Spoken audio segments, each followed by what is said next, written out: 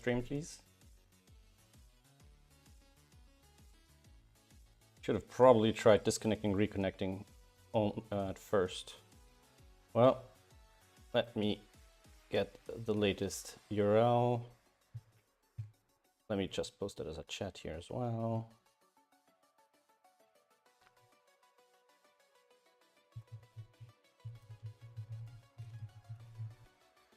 It is so sad that you cannot just reconnect to the existing stream and have to start a new one. All right, 1 second, I gotta update all the announcements.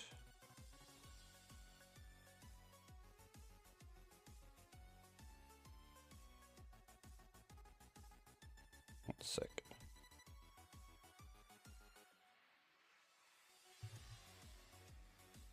All right, and let me update this one.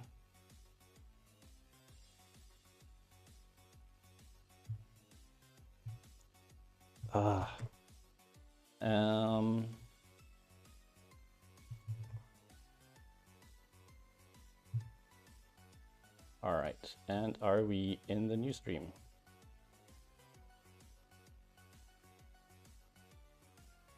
I don't know if it transferred. 1 sec. Ooh.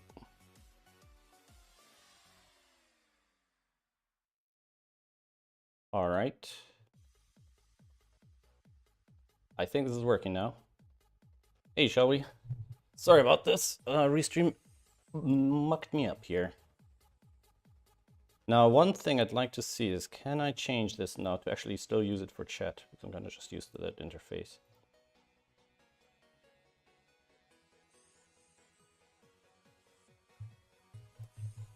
Now, let's see where that chat arrives. All right, that seems to work. So let's try it again.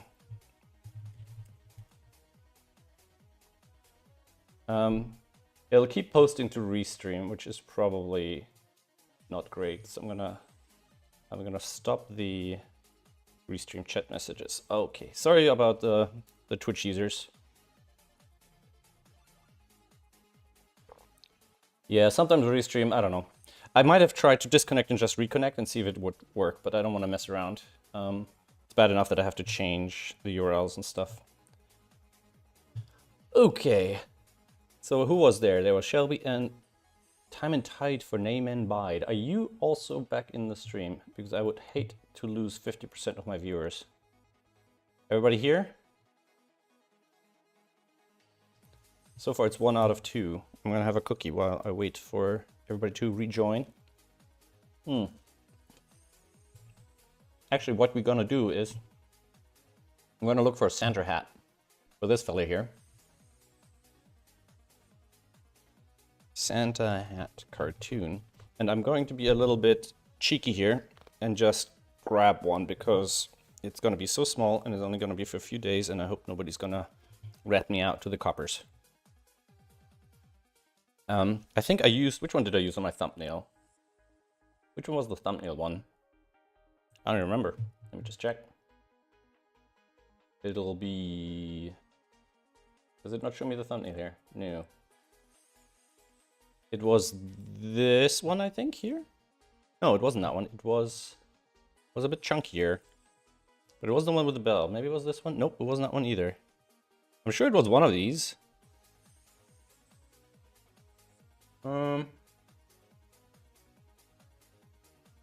It wasn't that one. It was one with... Ah, maybe this one? It was one with not a lot of colors. Oh, I kind of like that one. Sorry about the mouth noises. I just ate a cookie. Probably shouldn't have done that either. Let me see. Where was the Santa hat from before? Santa hat. Was it this one? I think it was this one. And in fact, I believe I just didn't I download that one? Yeah. All right. So we should be able to just, nope. Should be able to just grab that one. Yeah. Good enough. Do we want to operate on this resolution, or shall we make a larger version first? This one we don't need. Let's do this a little bit larger.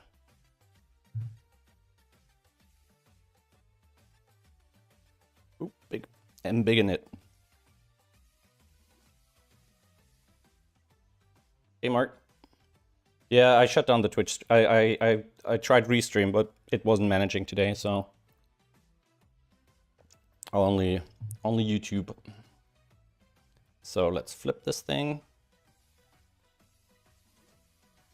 and nope. Control Alt T. Yes. Let's do this. Might have to make the image larger actually. Not a big deal. Let's make it square for now.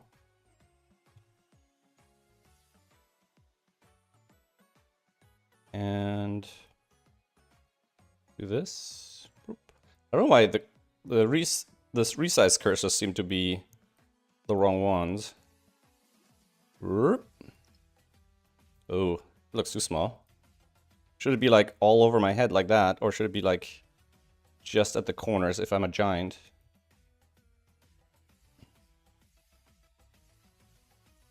Probably like this. What do you guys think? Does it look like it could contain my giant noggin here? It does look... Does it look too small for my hat? I mean, I don't have a round, jolly Santa face, to be fair. What if I do it a bit less jaunty? Yeah, I think that's all right.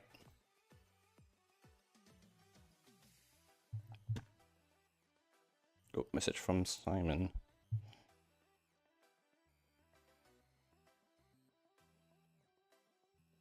One second. One second, he's giving me a puzzle.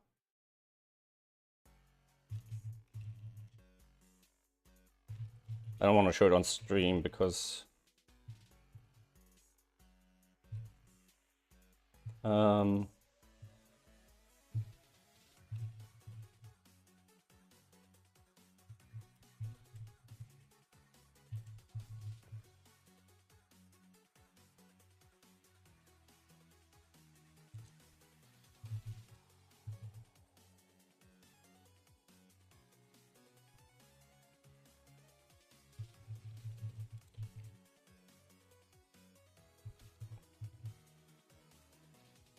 so wait a sec. This is 1, 2, 3, 1, 2, 3,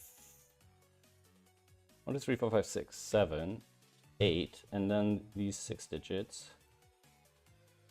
He's trying to do a puzzle with a solution, and he's not really used to it. 1, 2, 3, 4, 5. 1, 2, 3, 4, 5, 6. Dot.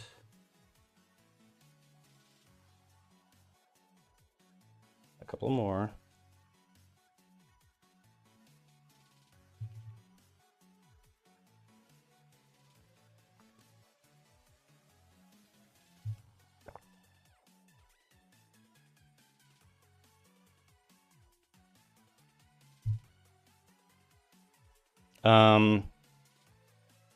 One sec, let me... Alright. Okay, I'm gonna test it on stream. I'm gonna trust you guys are not gonna... I'm not gonna tell any about this. There's only 2 of you. So, Simon is looking at this solution for, I guess it's the puzzle for later today. So this is supposed to be 7 by whatever, and he wants a solution that works. So we're gonna break this up into this for 6 by 6. Now if I add dots like this, and then 7 at the top, and then we need how many more? 1, 2, 3, 4, 5, 6. 6 more.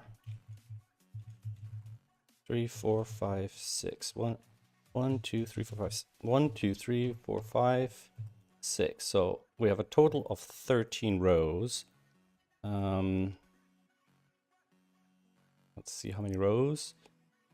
1 through 12. Yeah, so that should be the right solution.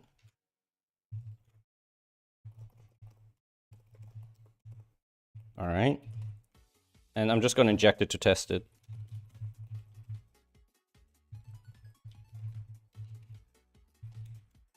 So if I do this, first of all, if I check, yeah, and if I change this, now I check. All right, but if I do this and this and this, it doesn't mark those as wrong. Let's put a 1 there. It still seems to be checking over there.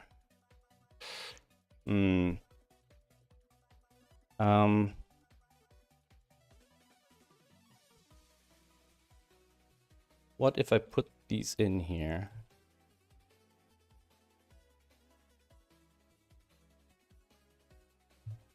Spoilers, by the way. Don't look at this if you're gonna.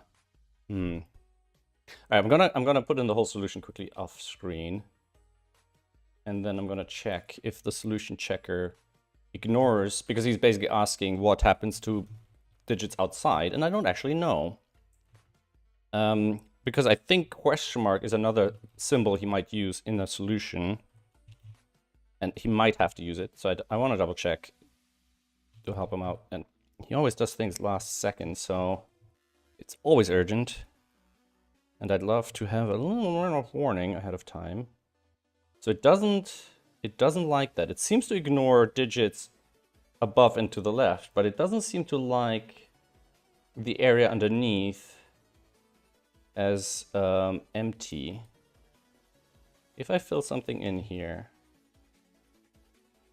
that's not the solution. Did you miss some rules?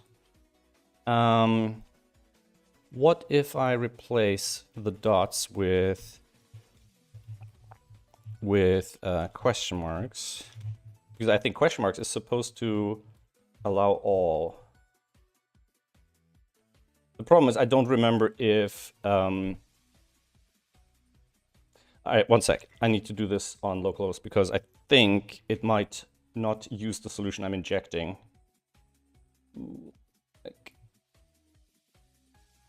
Sorry, this is a bit awkward. Yeah, the thing is he's probably preparing to do a stream, and I hate seeing something I could have done in the stream not happen because I could have easily fixed it, you know what I mean? Kind of like with the Fog of War. I would have loved to implement that before that first puzzle was being played. Why did it go smaller? All right, let's see. What I want to do is... Oh, wait. Where does the solution get loaded in from? Parse meta. Oh, meta data. Extract puzzle meta. Because I'm so used to working with puzzles now, I forget where the other data gets injected. Find solution equals dot solution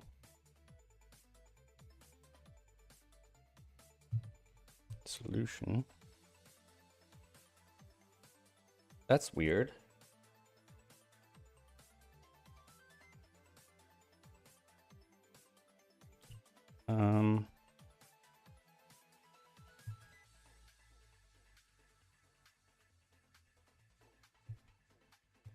Extract puzzle meta solution. Okay. All right. So I'm gonna just do this then.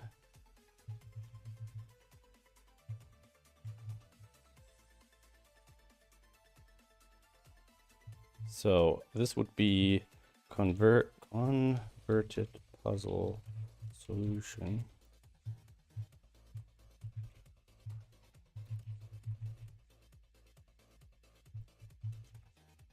Make sure this is getting updated. I'm speedrunning this, guys. So apologies if my commentary is not up to the... I was gonna say usual standard, but maybe that's a good thing. Okay. I think I used to have a piece of code that would let me just inject that data to type it all in, but what is the button I want to press? So Whoa.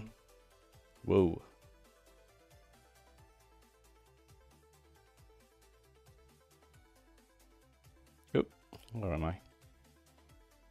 Alright, let's just type it in quickly again. Yeah, I'm gonna use this again. Don't look, guys. Don't look. Very sorry about this. 625. Nope. That 6, 2, 5. You know how useful it is sometimes when you have somebody reading numbers out to you when you have to type them in? I always wondered why that is. It makes it so much easier. No, wait, that was the second row. No, 625, 341. Oh, okay. Ooh, I shouldn't be reading out loud. I might spoil it for one of you guys. And I really wouldn't want to do that.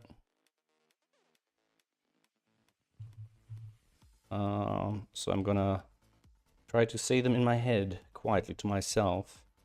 There's a certain, I can't help but notice there's a certain pattern to these numbers. Although, probably because there's only 6, my brain will always imagine a pattern no matter what there actually is. All right, so that works. Okay, now the question is, if I run the checker, that works. If I put a digit, that works. So that works. Okay, I'm gonna tell him that that works. So, one sec.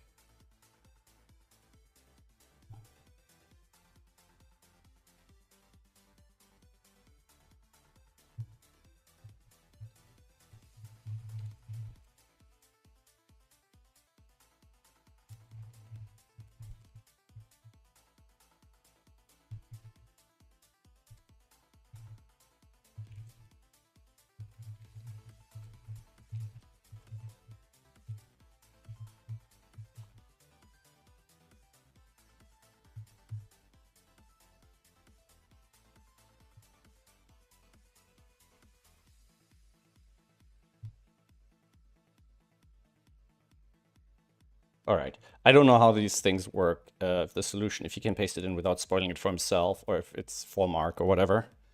But it is what it is. Excuse me, coffee in the wrong pipe. All right, let's remove this from our code before we forget.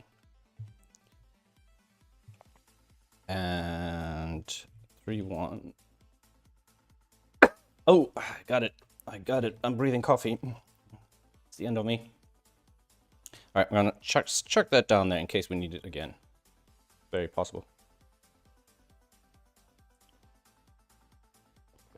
Okay. Where were we? Oh yeah, we were doing a Santa hat. That's much more important. So, I have a feeling we need to adjust the colors for the hat. Although maybe we want to have it stand out a little bit. I mean, considering it's only sticks around for like a fraction of a second, right? Boop. And it kind of pops off the top of the head, the top of the thing. Anyways, we might have to adjust the height of it though, because this, I don't know if I set it up, based on the height of the picture rather than the bottom line. Hard to explain. What am I trying to say here? I'm saying that if I change space above it, I'm not sure if the picture will be placed correctly.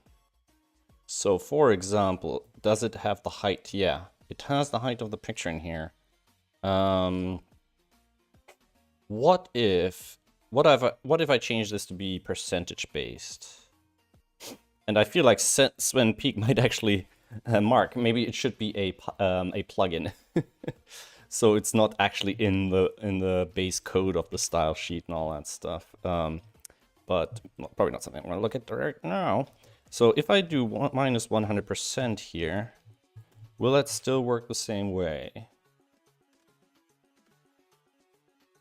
Clearly not.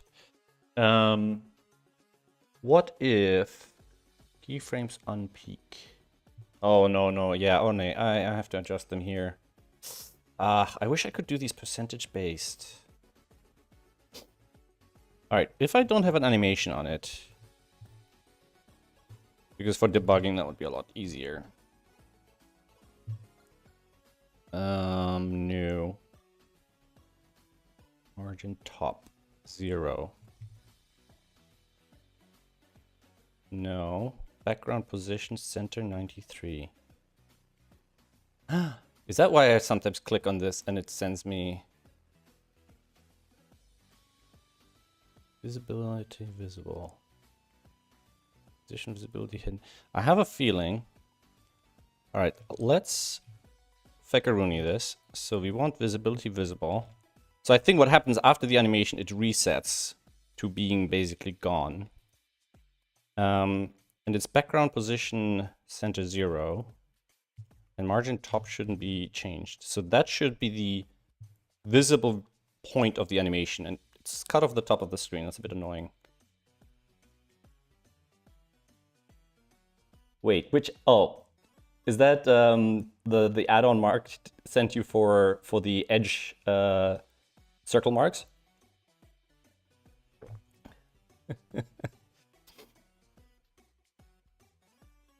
All right, so let's see. Tip. So I want to see if I can get rid of this 95 coordinate here. So can we do minus 100% here? So make it basically work universally.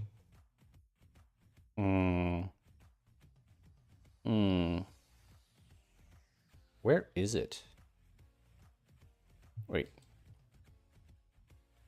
Let's leave this out for a second and we'll do outline 10 pixel dashed red. Outlines are great because they don't affect sizing. So it lets you see where the thing might be minus.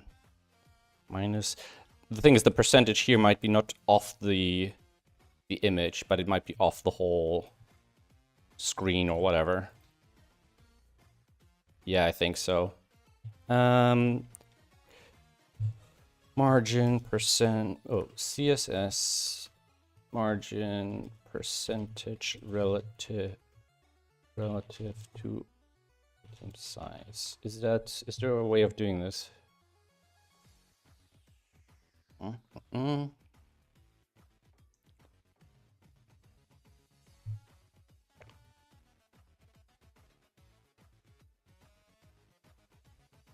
No, relative to itself.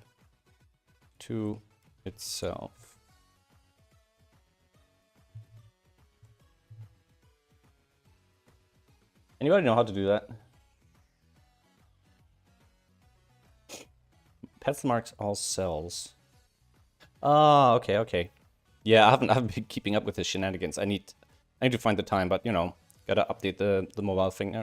Today I'm gonna do a little bit of. I didn't actually say what I'm doing today. Today I'm gonna be just messing around a little bit, adding some Christmas stuff because, you know, I had a tough week and I need a little levity, work-wise. Tough week work-wise. And I'm a bit stressed in the moment because trying to squeeze in lots of things. Next weekend I'm gonna be off the island, so I don't know yet what's gonna happen. Probably not a stream.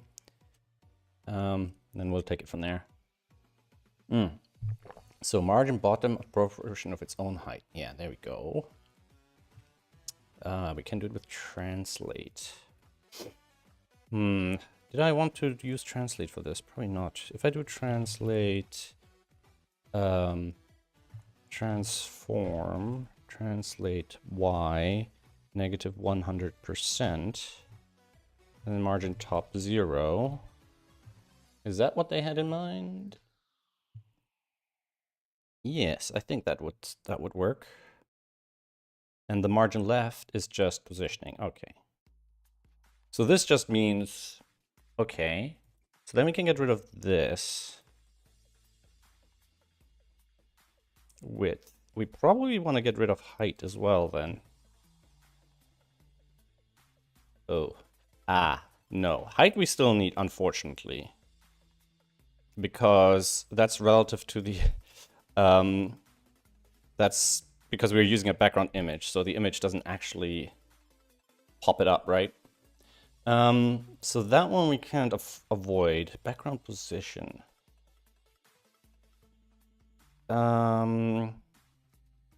So can I do 100% here?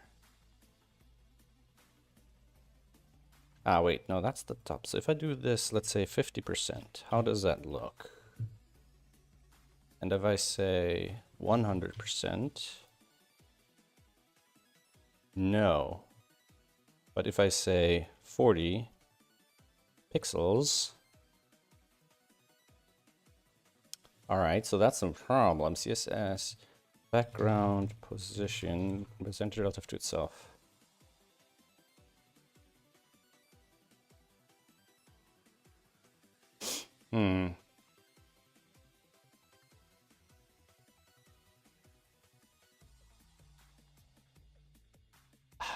Why is it not? It feels like that should be the right thing. Yeah, yeah. I'm just seeing Eric's. People wonder why I'm talking to the void. Is because it takes me a while to see a chat message. All right. So that is not how the positioning works. All right, I'm not gonna push into this, to be honest. I'm just wasting everybody's time here. I could use this, but I'm not gonna bother. Right, this is gotta be a 0. So we're gonna go back to margin top 94, and I'm just gonna adjust the numbers according to my little Christmas shenanigan here. And in fact, I might like just subclass the whole thing. So what we might do is, yeah, good idea. So what we got, good idea. Oh my god, I just scared myself by saying that. What we're gonna do is we're gonna put a class on here. Class.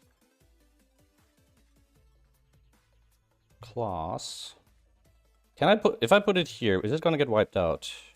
Xmas Shenanigans. If I put that there, is that class gonna get wiped out? No. So we can use that to do some shenanigans.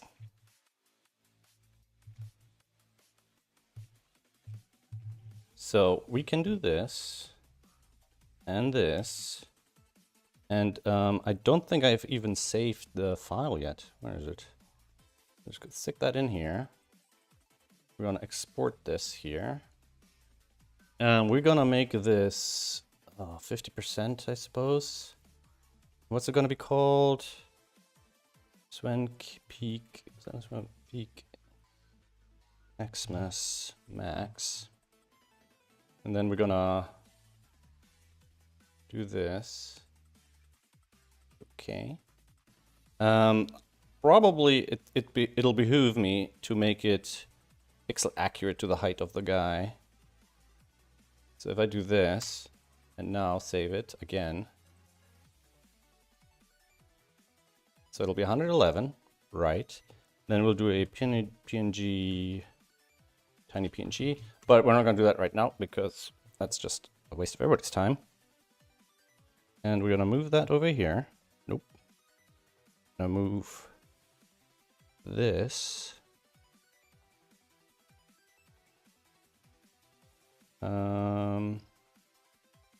Max. Swan peak Xmas. Xmas max. Oh jeez. Right. Screw it. I'm doing it over. I got myself so confused now. So 100% Xmas max, Xmas max PNG, uncompressed. Move that in here. And now we can change this in here. Like that.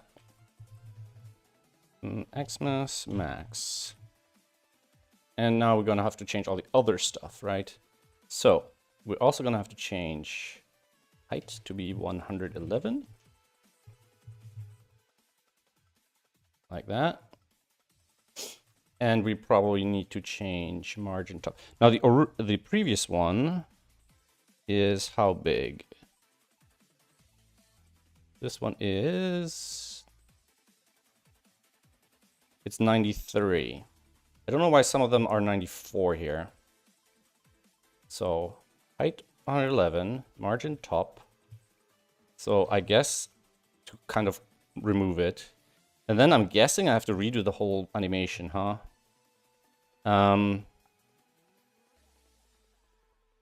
The first thing we're going to do is we're going to slow it down. So where is it?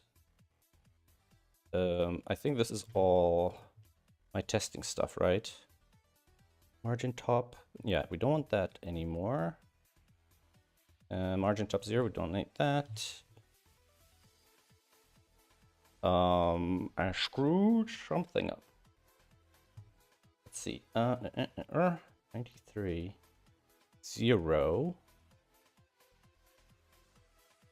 What did I lost track of what I changed now. Oh, negative. All right, here we go. Margin top is 1 larger than height. So we do this. Okay. And now if we play the animation like this, but we'll play it over 20 seconds, super slow. And it'll be like this because it'll start at the wrong height. Okay, so this is got to be 1, 1, 1, 1, 1. It does go up to 0, which is correct. Okay, so the top part, then it'll stop too late, I guess. Yes. So 80 relative to 93. Should have done it percentages. So 80 divided by 90. What was it? 80 by 93 is 0.86 times 111. So I basically gotta do that with all of these. So that's a 95. So these are 95. And times 40, 43. That's a 51. And then this is the final 111. So that should scale the animation. And I'm going to make it a little bit faster because it's going to take too long to wait. All the way up, down to here and down. Okay, so we want to come up. So 0 is all the way up. We don't want to go down as far, I think.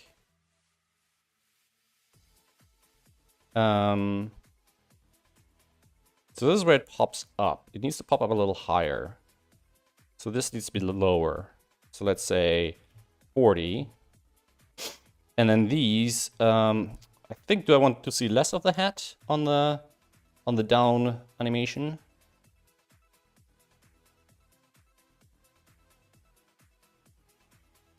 All right, the pop-up is almost there.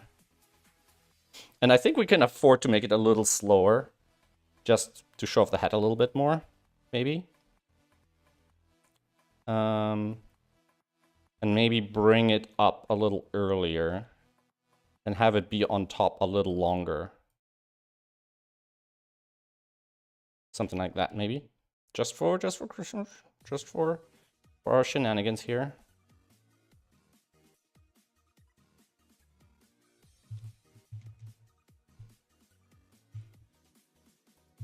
And we could even put a little failsafe in to kind of change it automatically, but I think it's okay if I just really... I'd have to patch this into production, otherwise it's it would be a bit silly. Well, we could put it onto beta now and then patch it into production like in a day or two. Of course, this is now no longer the right thing to do.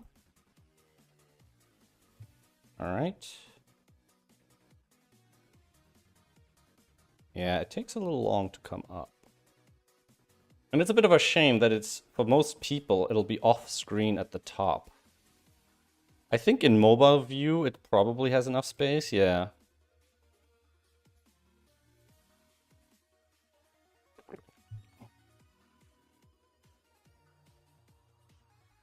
Alright, that's way too low. Alright, and the hat goes too far down, so I'm gonna put this at 80 instead of 95. Alright, let's bring it up to 5 seconds, like the original one.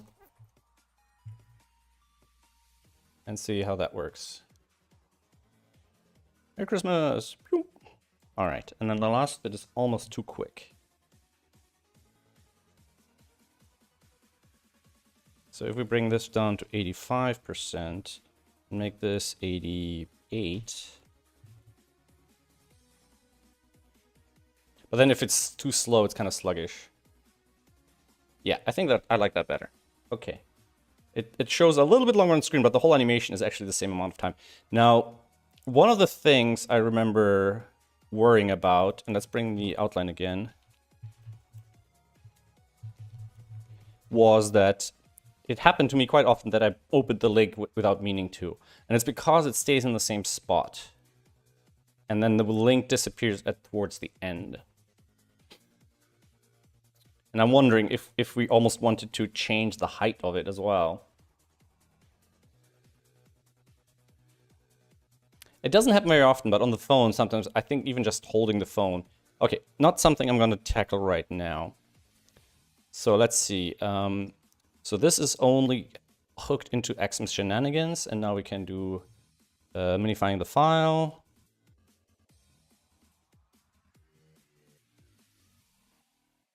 Yeah, much better.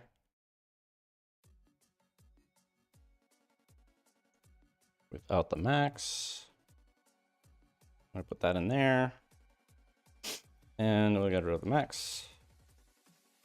And you know what? I'm just gonna not include the uncompressed file. Leave it in my download folder. That's good enough. So now in our diff, we only have like the 7K file because, you know, things in a Git repo are forever. Excuse me. By the way, how is the volume? I hope I haven't been yelling and or chewing too much. I'm thinking, is this something I should... You know what? I think we're going to put that into a separate file. And I'm tempted to even base64 encode the PNG. It is 8K. How big would it be base64 encoded? Let's check.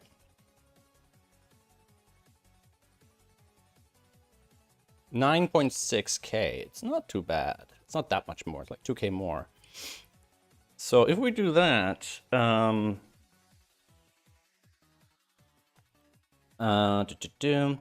the question is, because I'm thinking like if I could include this as a separate CSS file, but if I want to do other Christmassy things that I need JavaScript for, I might want to include it as a JavaScript file that then injects the CSS.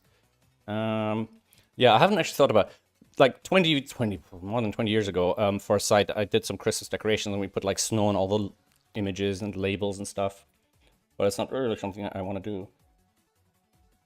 I was thinking of like doing some basic snowflake falling animation coming down over the screen, you know, that kind of thing. Probably something we can... Snow falling. Probably something we can look up. I'm sure somebody's done it. Maybe even without using images, you know? Maybe it's like CSS only or something, I don't know. Like kind of something like this, you know? And it could be something we can just run at the beginning of the page, like fall down, and then that's it, you know? So that's just in line. Snowflake prototype reset, how much? See, it's not a lot of code.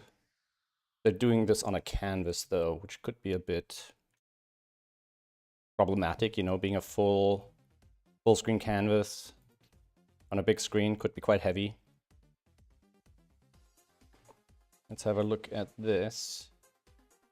Is this in a canvas as well? I wonder if you could do this with SVG and pure SVG animation. Yeah, but I wouldn't want to run it while you're playing. So the idea would be it would snow when you open the puzzle, and then it'll snow for maybe 3 seconds, and then it just falls down. And it might stay there, you know, but it won't interfere with your puzzling anymore. They're all using canvases though, and canvases can be quite large. Because I'm wondering, you can do CSS animations in SVG. Code one SVG snowfalling. Like, I'm wondering if you could do this as a pure SVG animation. So it's literally kind of like an animated image you're loading in, that kind of thing. So, and I'm wondering if these snowflakes are literally, like, like, I'm wondering if the snowflakes could themselves be kind of Unicode characters and that sort of thing. So this is an SVG. Ah, no, okay, they're using SVG as the snowflake. All right. Ah, my nose is itching. 1 second. Flake weight wrapper. Remove snowflake. Snow lake. Okay, spelling mistake. Create snow lake. Falling time. This dot remove. Unload. Set interval. Create snowflake. Remove snowflake. So it basically every 200 milliseconds it checks if it should create a flake, and then it just animates them down. Flake size, flake position, falling time. How does it fall them though?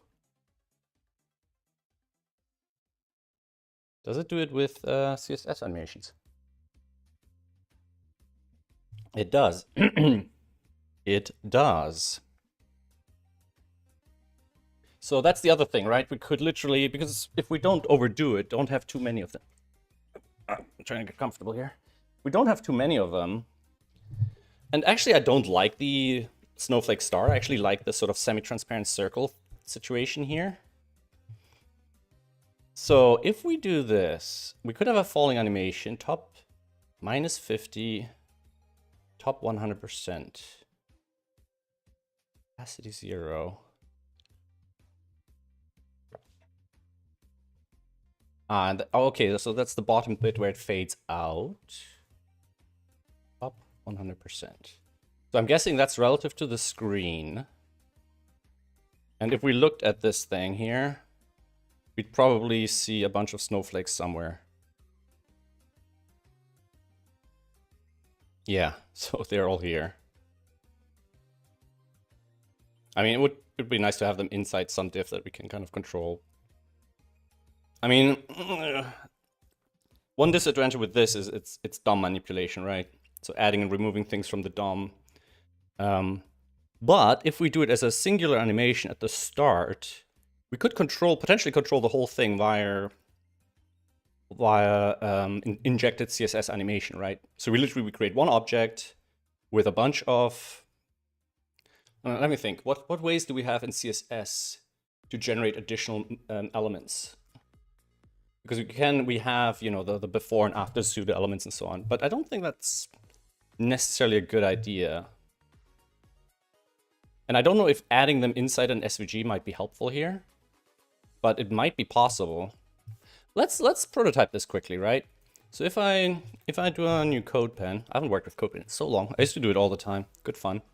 Highly recommend it for just messing around.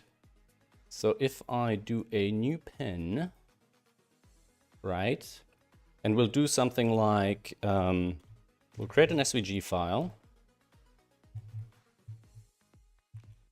Right, and then we'll do a flake. So we'll do something like G class equals, or ID equals. Actually, you know what? I'll do something like this for now.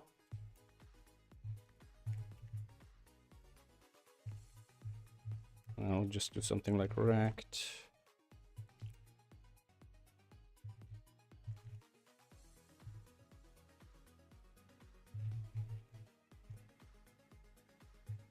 Just to have something.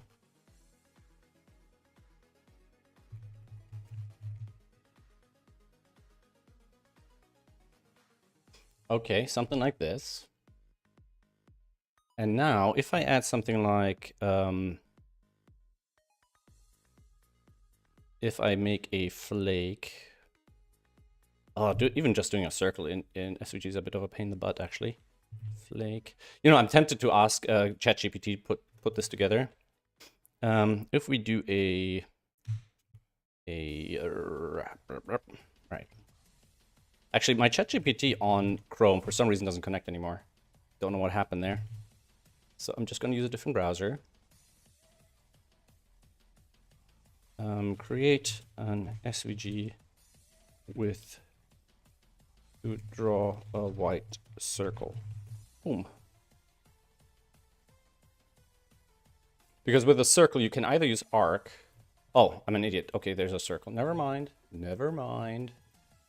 So if we do something like this. All right. And we'll make these, yeah. So we'll do something like this. This is our circle. This is our flake. So if we'll do something like ID equals flake. And then we'll do something like, I'm trying to remember what we've done this now with Fog of War a lot, right? Referencing other elements and all that stuff. So if I do something like use href equals hash flake, right? God damn it. And then we'll do something like transform translate x 100, something like that. Did I get that right? Use flake translate 100. Transform translate.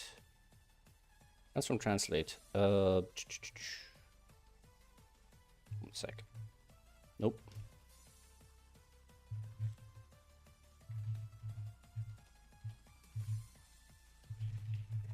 Pretty sure I'm doing that myself somewhere. Translate X, right? Transform, rotate, translate.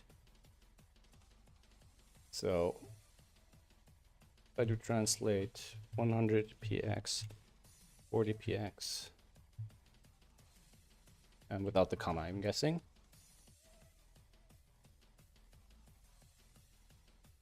No, I thought I didn't see a comma here. I didn't see units either. Like that? Yeah, okay. Now, SVG animation, I don't know if that's a separate thing or if it's just CSS.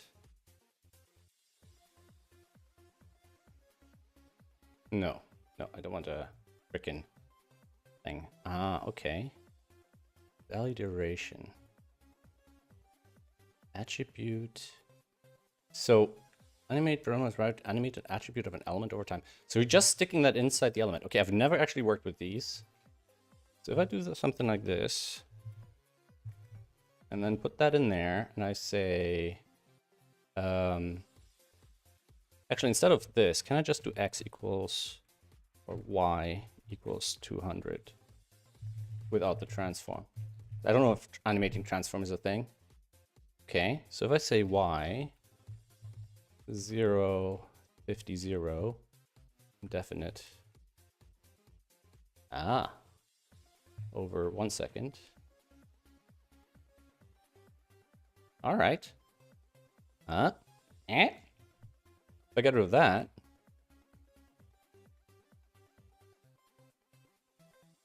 all right. We almost don't need to do the, because I was thinking we can reuse the circle, but there's so few properties on the circle and we want to vary the radius anyways. Right, so we might not even need to do that. So what if we do this instead? We'll close the circle here. And then we'll animate a couple of properties. So we'll animate y. And I don't know if we can use percentages here. So the radius in this case, we probably want to go quite a bit smaller, something like that. And then here we go, y equals 10, x equals 100.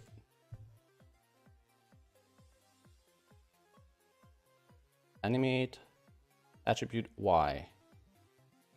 It doesn't seem to like that. Why does it not work on circle? It does let me animate the radius. Okay. Let me animate y. Come on. Let me animate y. What about x? Nope. No animating of x. That is strange. MDN SVG circle. Forgot about the circle element. So strange. The things I forget. Does it not have an X or Y? Oh, wait a second. These are center. Oh my god. Okay. So CX, CY. So CY. Why would they? Strange names. All right. Now, if that's 100%, where will it go? Look. Okay. All right. And repeat count will probably repeat count.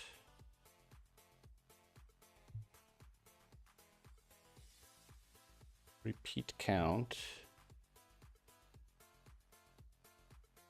Indefinite number.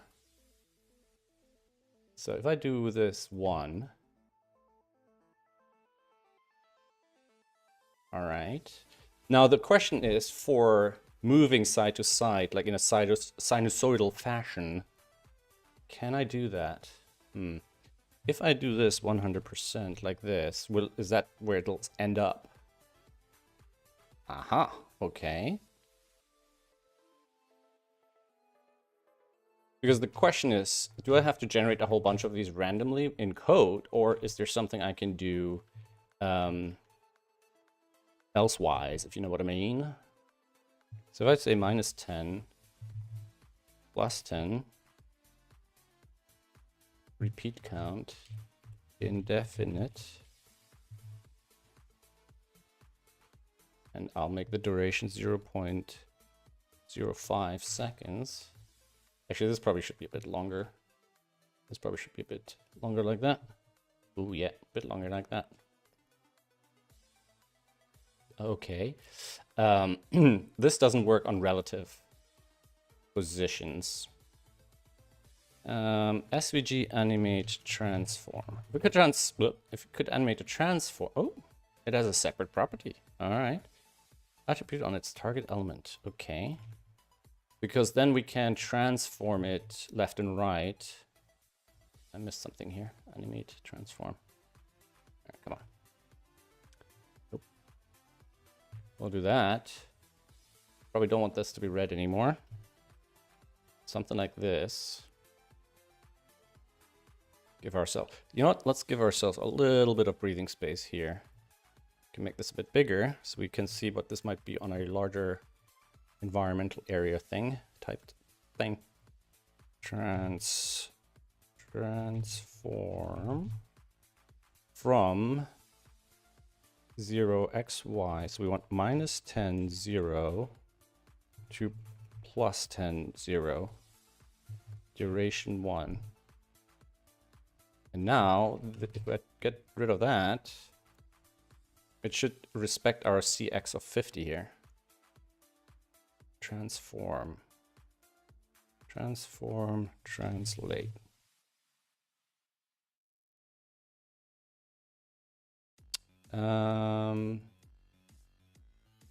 From to. Does that let us do kind of bouncing back and forth? From to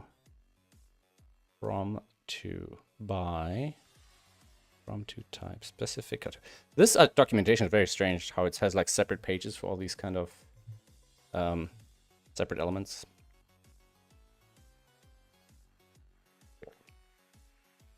Attribute name width freeze. Not animate. I want animate motion. Element probably to find how an element moves along a motion path. Ooh. The only problem then is I'd have to create the... You know what I was trying to do? I was trying to kind of make the flake move from side to side, but maybe that's just... yeah, you see kind of like these? And I'm wondering if they would be sinusoidal. The problem is... this transform doesn't seem to give me what I'm looking for. Animate transform. Transform attribute on its target element, thereby allowing animations to control translation, scaling, rotation, and skewing. The question is, can I make it bounce back and forth? Timing attribute target type from to. From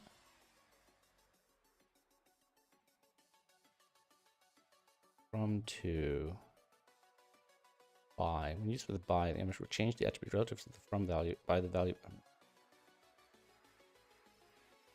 Relative offset value attribute will be modified during an animation by animate transform. So SVG animate transform back and forth. Reverse once complete. Like, is that possible?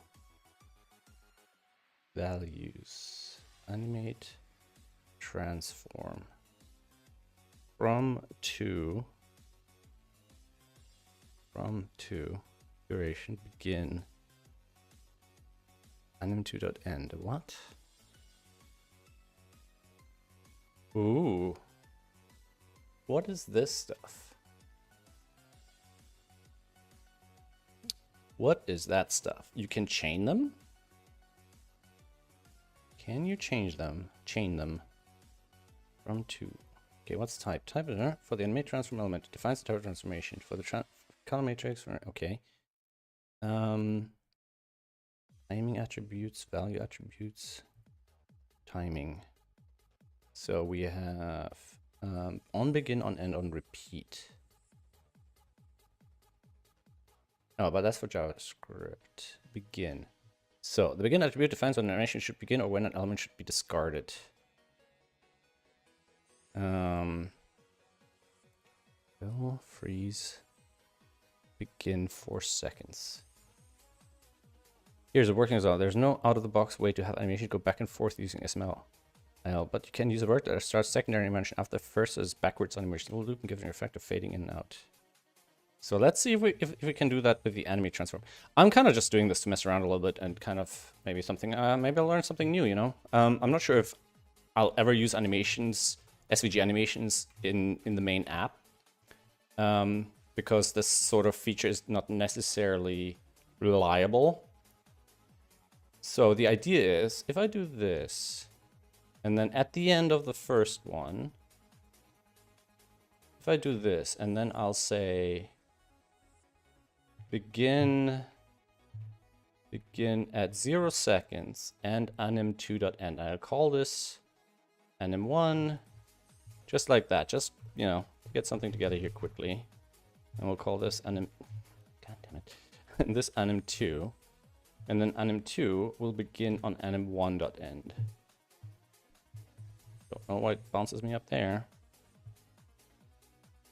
And anything else I need from these? Don't think so. So let's see. So we go from, I'll do this once.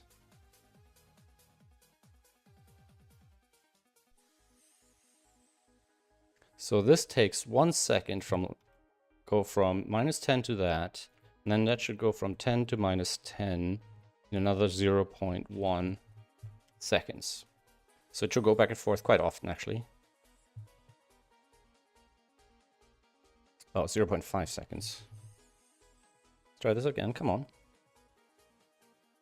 Ah, look at that. All right. It's falling way too quickly, though. And that obviously has to be randomized and all that sort of thing. Okay. All right. And then maybe we can create like a little bit of JavaScript to just generate a whole bunch of these. And then we don't have to worry about these too much. Now this transformation is a little, it's a little aggressive. I'd like it to be sinusoidal. So I'm wondering if there's easing. So animation transform ease. Ease. Is there some sort of animation easing?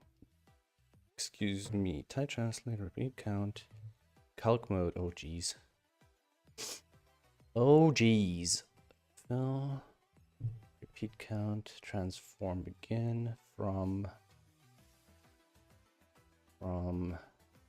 translates S spline. Values 030.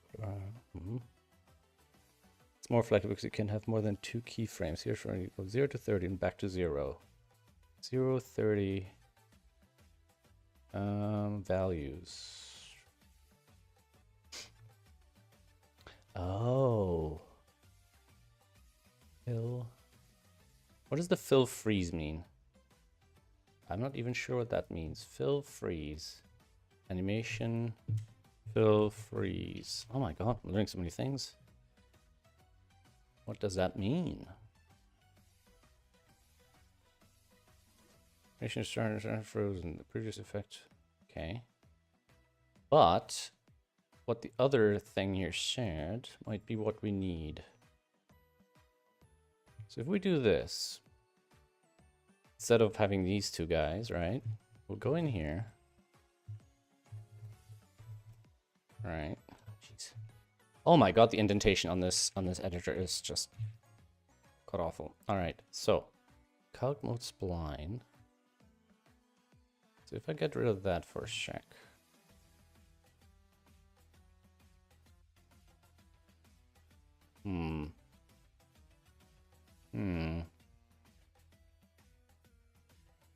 I think the values here are key splines, man. Unfortunately, I don't read the key splines. Attribute type XML. So this is a transform. It starts at 0, has a 2-second duration. You know, let's just copy the whole thing. First of all, let's undo this because I want my old thing to still work. Oh, wait. Was it that?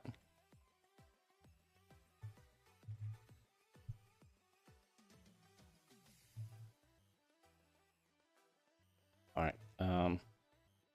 Let's just bring this whole thing in. Yes, 2 here. 6, 6. Let's bring this whole example and see what happens. What it looks like. Oh, did I have a stray use thing here as well?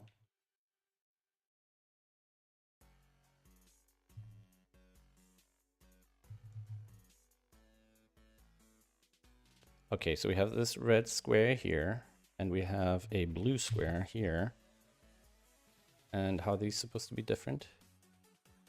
Okay. So this is kind of what we want. So this is pretty close to what we want up here. So I'm gonna keep this, and then I'm gonna create another circle a little bit further over at 200. Ooh, ooh, that's stray. That's... What's happening? It's animating the SVG. So one of these animate transforms is outside of its container now. We have... I think we want to get rid of all of this. Right? Okay. So we have this... Oh, what happened here? Ah, that's what happened. Now we should have a second circle. There we go. Now we're gonna take the blue rectangles animation here, stick it in there, do this because that's freaking ridiculous otherwise. The problem is I need to figure out how the key splines work now. And that seems like it's starting to get quite complicated quite quickly. Key splines, SVG animate, key splines. Surprised this stuff is supported. It probably won't work in most people's browsers. That's a good question. I mean, I wanted to see if I could encapsulate it inside an SVG, but to be honest, I could still do this with SVG animations as well. So let's give that a go, right? So what we can do is we can do something like style. Then we can do dot flake. And then we can just take something from here. Something like these kind of animations. So we can have flake sway. Then we can just do transform. What if I do margin left minus 100 minus 20. And then we'll do just something quickly. We'll do a 50.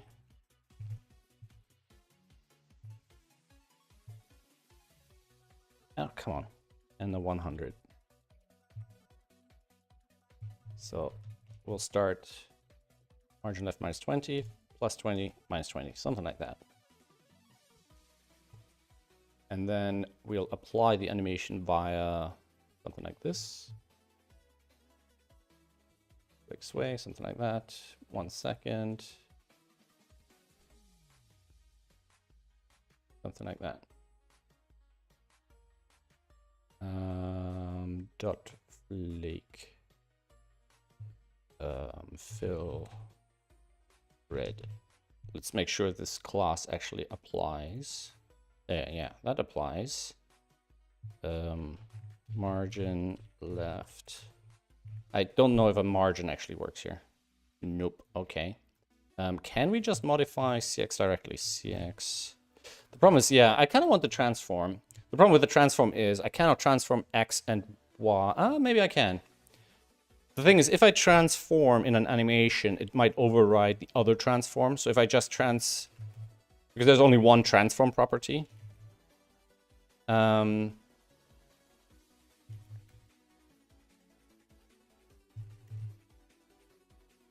know what I'm saying?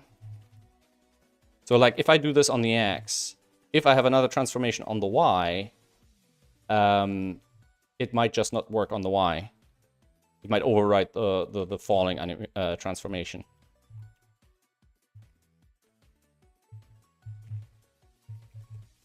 So if I have something like this, all right, it sways a little bit chaotically. Ease in out 0 second 1 flake sway. 2 second. No, it's got to be fairly fast. What if I make it fall a bit more slowly?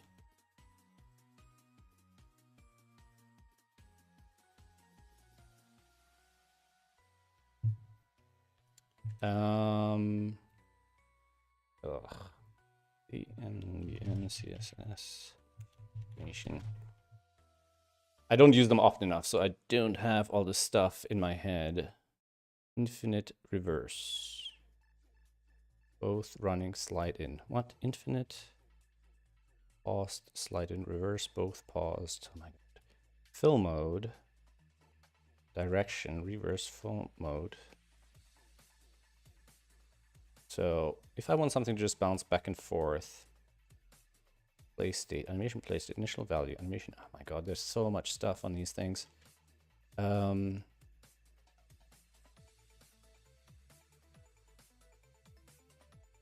Animation name, animation duration, timing function.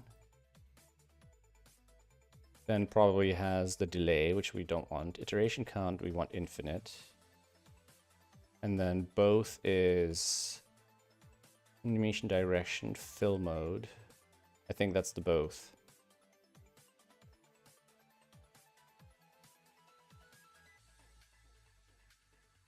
Come on, reload.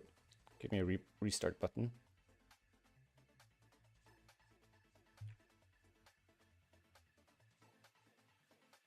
Oh, I hate when it does that.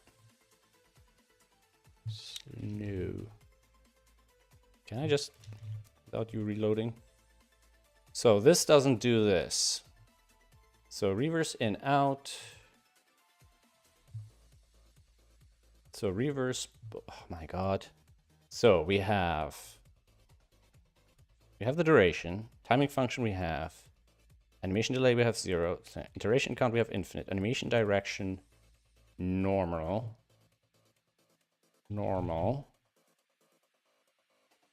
direction normal, iteration count infinite, direction normal, fill mode.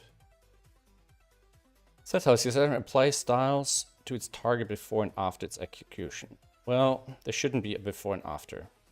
And then the both is what? So we have fill mode, play state, animation timeline. So fill mode is both. Both. Okay, so that's both. Oh wait, the animation name, where does that go? Oh, that goes at the front. So maybe... I don't have it at the front here, though. That's a bit strange. So if I put that here, is that gonna fix it? Ah, but then it stops. Oh, wait, where's the infinite gone? Animation count comes after the delay, so infinite here. So that should just make it go back and forth, right? Boom, boom, boom, boom, boom, boom. All right, that's not too bad. That is not too bad. Now, if I should be able to apply that to any number of flakes. So then we can get rid of, what can we get rid of? So if I do a second one, have it go at 350, right? Now the question is, do I want to modify things down here or do I want to modify things up there?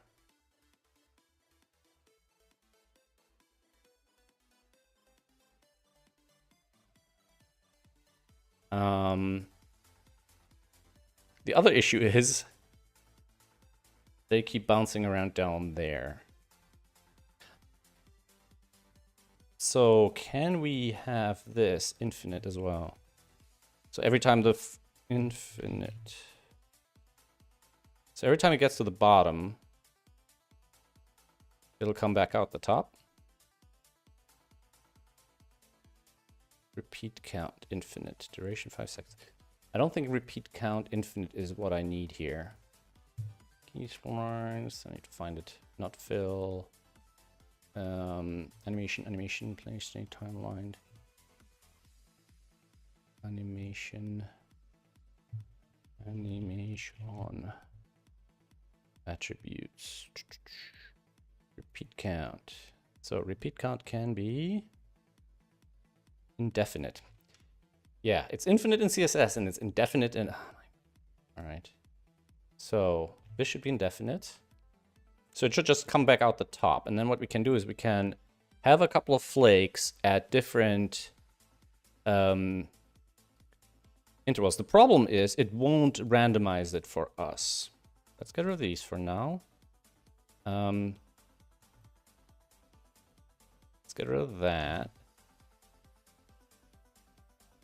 Let's get rid of all of these. Right? Can we apply... You see, I'm trying to think, what's the most compact way? So I have the least repeat, like if I want to make 50 of these, right? Can I have these predefined and then just modify radius, color, maybe even my CSS styles, you know? The problem is with these guys.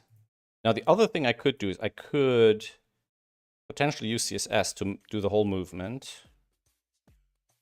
Overlap two kinds of animations. And then basically just have a bunch of very simple elements down here, right?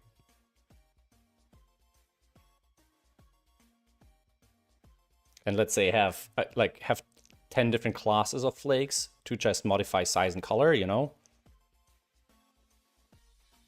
Let me think about this. Would it be best to move this also into some kind of here? How else can I manipulate the the Y position without changing these guys? So if this one doesn't have a Y modifier, can I change CY to be 400, for example? What if I did that? So I can potentially do this. I can say animation flake drop. So how long is this? 5 seconds.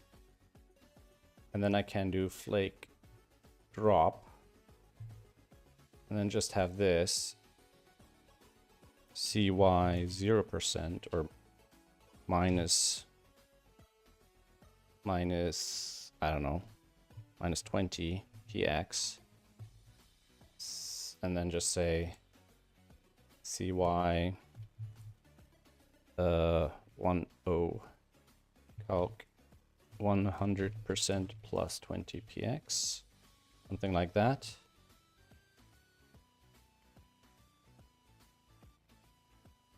Ease out. Oh. Does it override the other animation? One sec. Can I not have more than one animation? Multiple CSS animations at the same time. Animation root. Oh, okay, comma separated. All right, all right. I'm learning. I'm learning.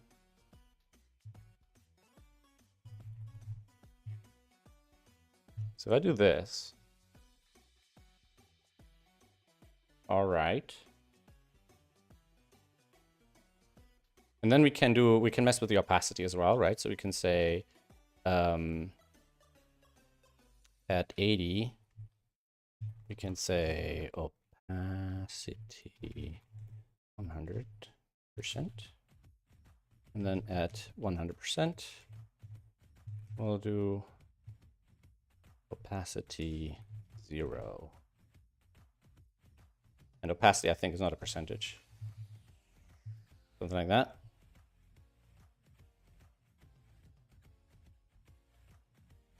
Yeah, it fades out maybe a little bit too late.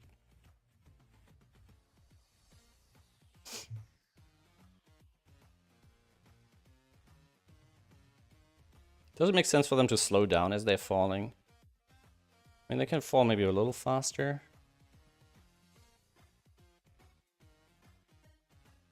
What's the speed of the other one? I like the speed of this one. The sway might be too fast still. And the sway might be, you know, let's say 40-40. Make it 2 seconds. Like that.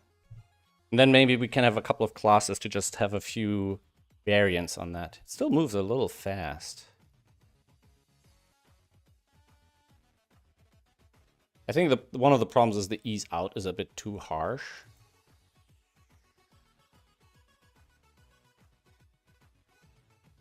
But maybe it's just a bit too fast right now. And maybe, you know, once we have a couple of them, maybe it'll be clearer.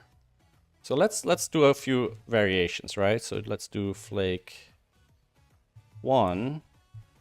And we'll do we'll do color. Actually, let's do a couple of radiuses first. So we'll R5, like 1, 2, 3, 4, 1, 2, 3, 4, 5. So we'll just do 3, 5, 7, 9, 11. Right, something like that. And then we'll call this one flake 1. This one flake 2.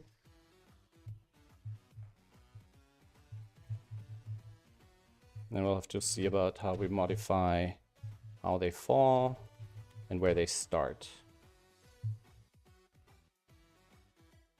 And I guess we can put that here now. Get rid of many properties as possible from there. No longer have a radius. We'll do the default stuff here. We'll do an R10. We'll do a fill just pure white for now. Right, we can get rid of these. And the animation, maybe we can. What I don't know is, I don't think we can delay these unless we kind of. Like they'll be all synced if they're using the same animation. Unless, can we do an animation delay property? The problem is, does it apply to all animation? So CSS animation delay with multiple animations. Multiple animations. Seems a bit of a brittle way of defining these things. But let's say if we do this one and do 2 seconds, and then on this one we'll do We'll do 1 second and 2 seconds, something like that. Oh, that's not even flake 2, is it?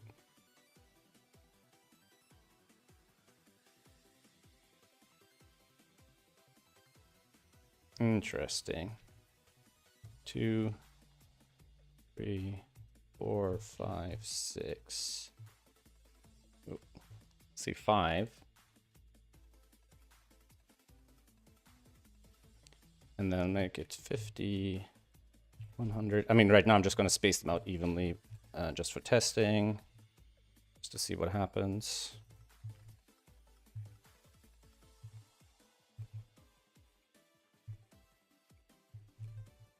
Something like that.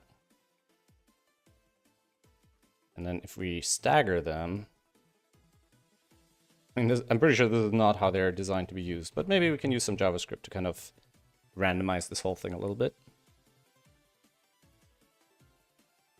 What if I animation delay them negatively? Would they immediately fall and then be at a different position? Yeah, I think that's better. That's already looking a little random. Now, what I don't know is if this animation delay applies to both animations. In this case, for animation delay, it doesn't actually matter. But for some of the other properties, it might matter a little bit more. Now, the problem is I can only have one of these per class. So if I'd have to make as many classes as I have flakes, which was like I was hoping I would be able to reuse some of these things. So I'm wondering if I could mix and match them a little bit. So, for example, well, I could already do this. I could have like multiple flake 1s at different positions. So let's say if we do this, and then I'll just say, okay, these are all flake 1s, right? And then these are all flake 2s. But they'll be perfectly in sync, so we don't actually want that. Yeah. So, what are our options here? We could move these into here. And then generate that with JavaScript. I guess that would make sense. So we could do something like that, right? Let's do something like this. So we do G, ID equals flakes, right? /G. I'm gonna need a console now. Give me a console. Where's the console? Then we'll have some script here. And then we'll have let planes equal.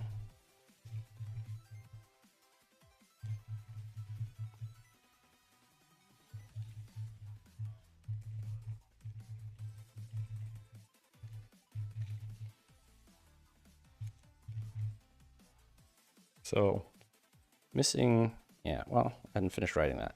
So we have a thing with flakes here. So create flake.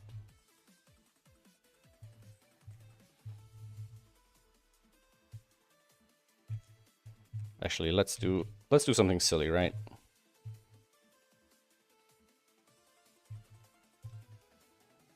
Let me actually do this.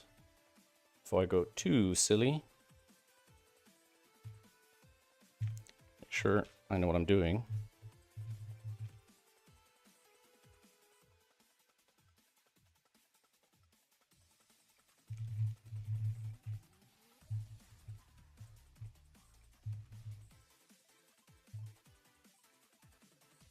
Okay, do I even need this?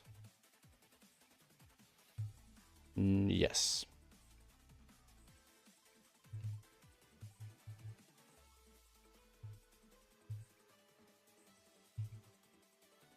Why the autocomplete, why it does that sometimes is just beyond me.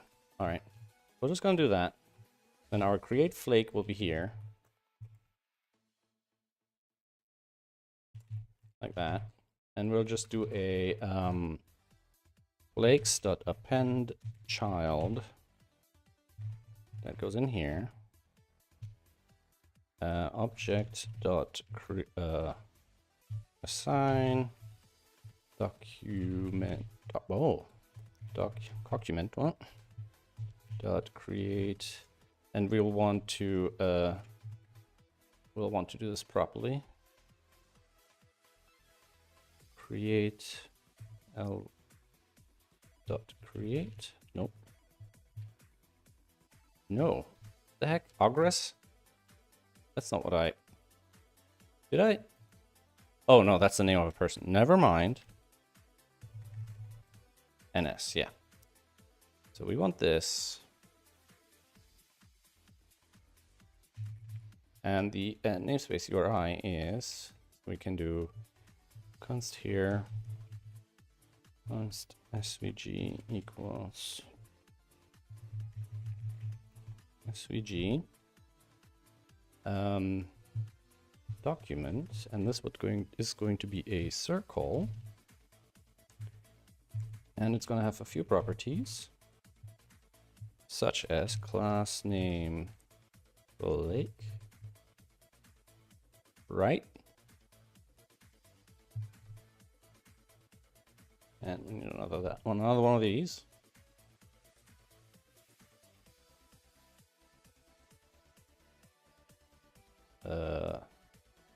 Nope, you can stay. Nope, we need you as well. 3.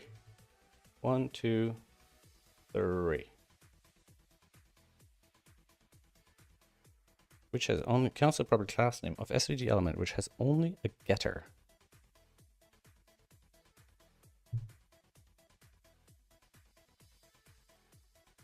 Okay. I'm not actually certain if it's doing what I want it to do. Oh yeah. No, it doesn't assign the flake though. Unfortunately, it doesn't.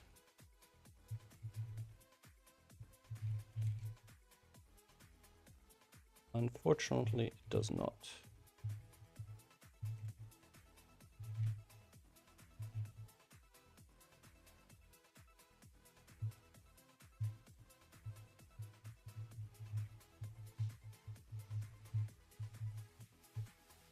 Does this work? Is this even likely to work at all?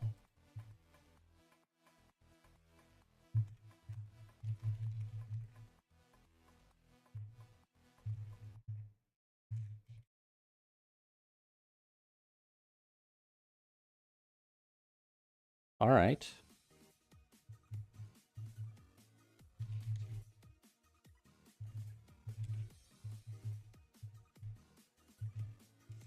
So I'm guessing we won't be able to assign this here.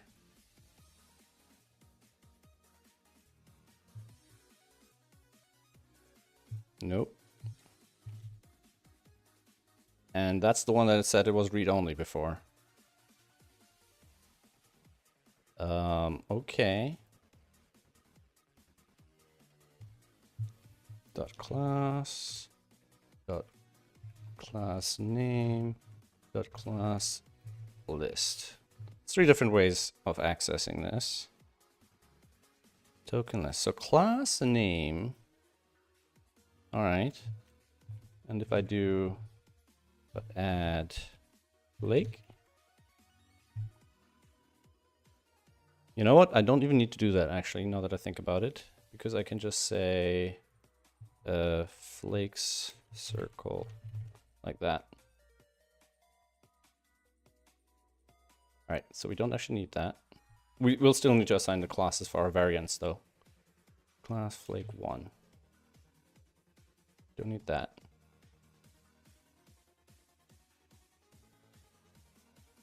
CX equals 100.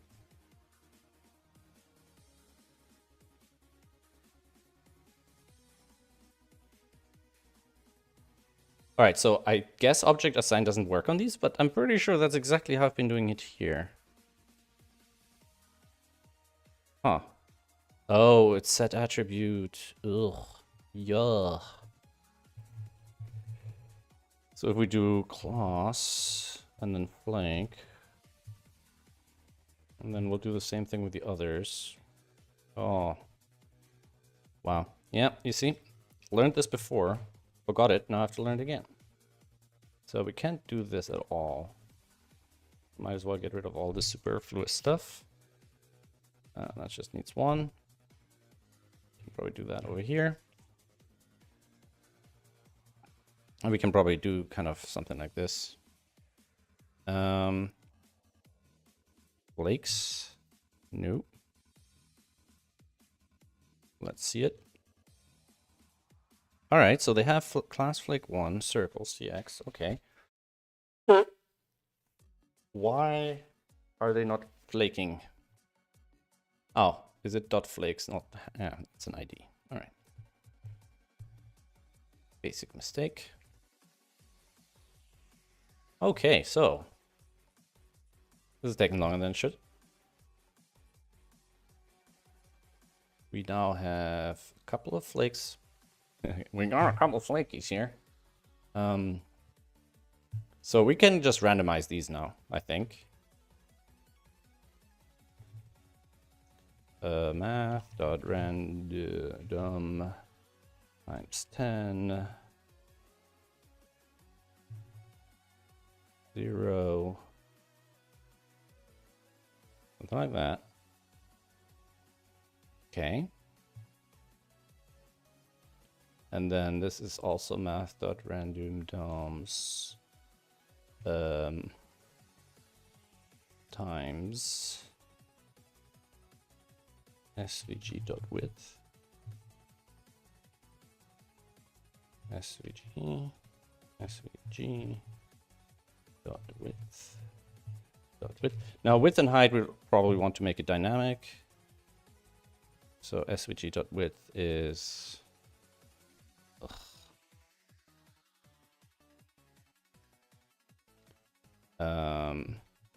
dot value.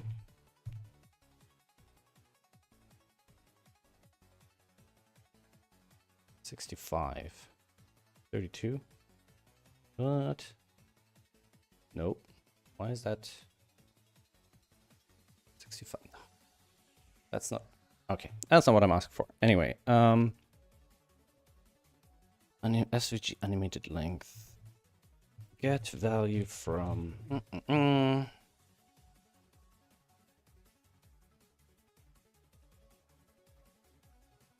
SVG animated length. So I think it's base val that we want. Dot base val.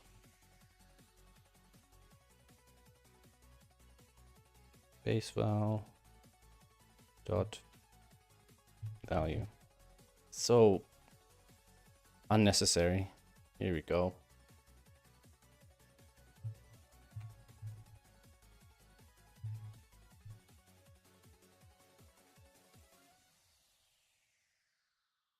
All right, here we go.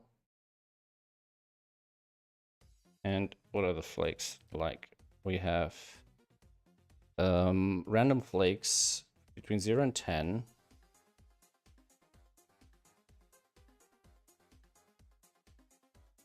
So the flakes are, so we want to, you know what?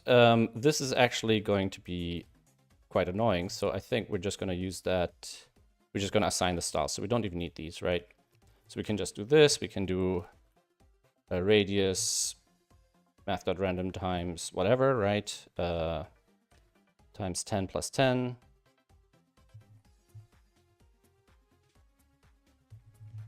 We'll do this plus 10. Do this like that. Don't need the classes anymore. And then we can do animation delay. Oh no, wait. These are all going to be under style. It's going to be something like that. And it's going to be negative times, and that's, this is going to be something like that. I'm going to add 10 though, like that. Seconds, right? Negative seconds, something like that. There we go. And here we probably don't want to even round it. So we want to do it like 100. That's divided by 10, something like that. So we have a 1 decimal kind of, or maybe even like 2 decimals, right? Something like that. Actually, I don't know how the precedence works on these. We'll do something like that. Okay. So let's get a little bit more flake count. Do something like that. Oop. Let's get some properties in here. Flake count. We'll go oop. Something like that. Okay. The radius times 10 plus 10. Radius times 10. R, set attribute R. Set attribute R.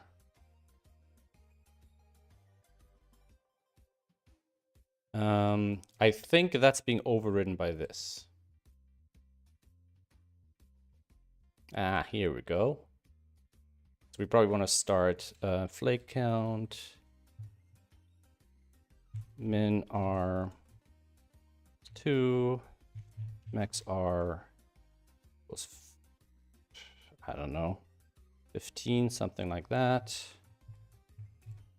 So this would be plus min R, and this would be times max R minus min R plus min radius. Min R is not defined. No, missing an N here. All right. They are all moving at the same speed now. So we probably want to change that as well. So that's going to go into here, I believe. So this is going to be a little more complicated. So I think we can we use line breaks in these? I'm not sure. Probably. So we do this, and then we'll do, besides animation delay, we have animation duration.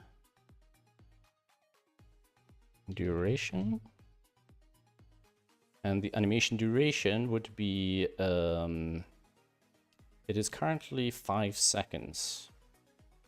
And we need 2 different ones, right? Oh my god, I almost want to do a little random function here. We need a value between 4 and 5, something like that. So times 5 plus 4, or times 3 plus 4, like that for now. But we want 2, right? So we want a 0.1 second. I'm going to make it very small just to kind of get a feel for it. If I do 001, does it mean it should go on a zip back and forth really fast now? No, they're not. If I make, 1 sec, let me just take that out of there, just to record it. So if I have that and 10 seconds, does this give us 2 values? Animation duration. Like drop. Okay, circle. You know what? I'm gonna make this a class because I have a feeling the ID is going to make us a little bit of give us a problem in terms of precedence.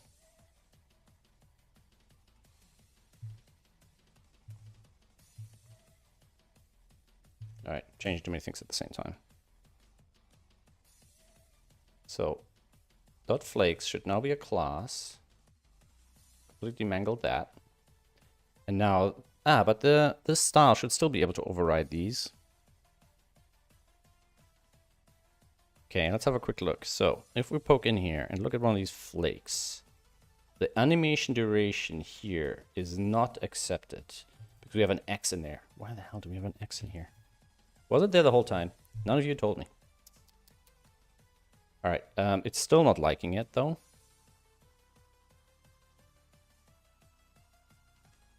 Animation duration does not like 2 values there.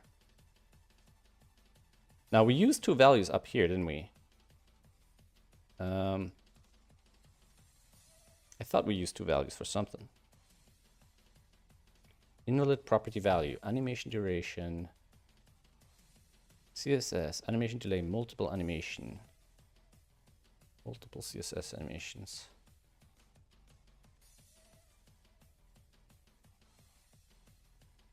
So it looks to me like this should be comma separated. Problem is actually not with the order of the animation, but because of how multiple animations in elements work. When multiple animations are added to an element, they start at the same time by default.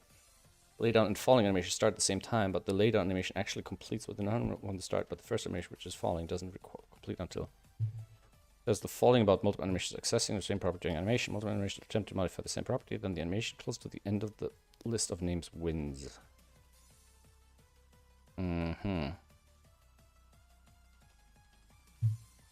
All right. It looks like it should work. So animation duration 0. Let's do it 1 second and 10 seconds, and a semicolon here. Oh, that looks better.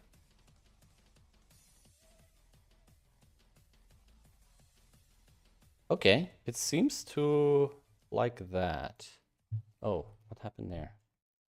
So can I make it even faster? All right, I can. Oh my gosh, okay. All right, so let's do a little function.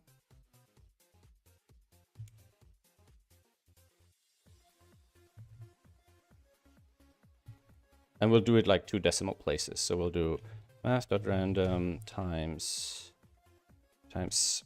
a plus b. No, a from 2.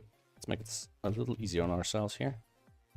So we'll do 2 minus from plus from.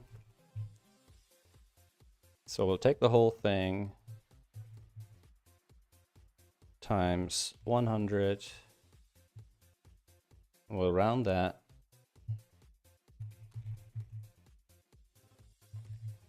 And then divide it by 100. And it gets us 2 decimal places in a range. So we'll do rand, what are we gonna do? 0.5 to 2, like that.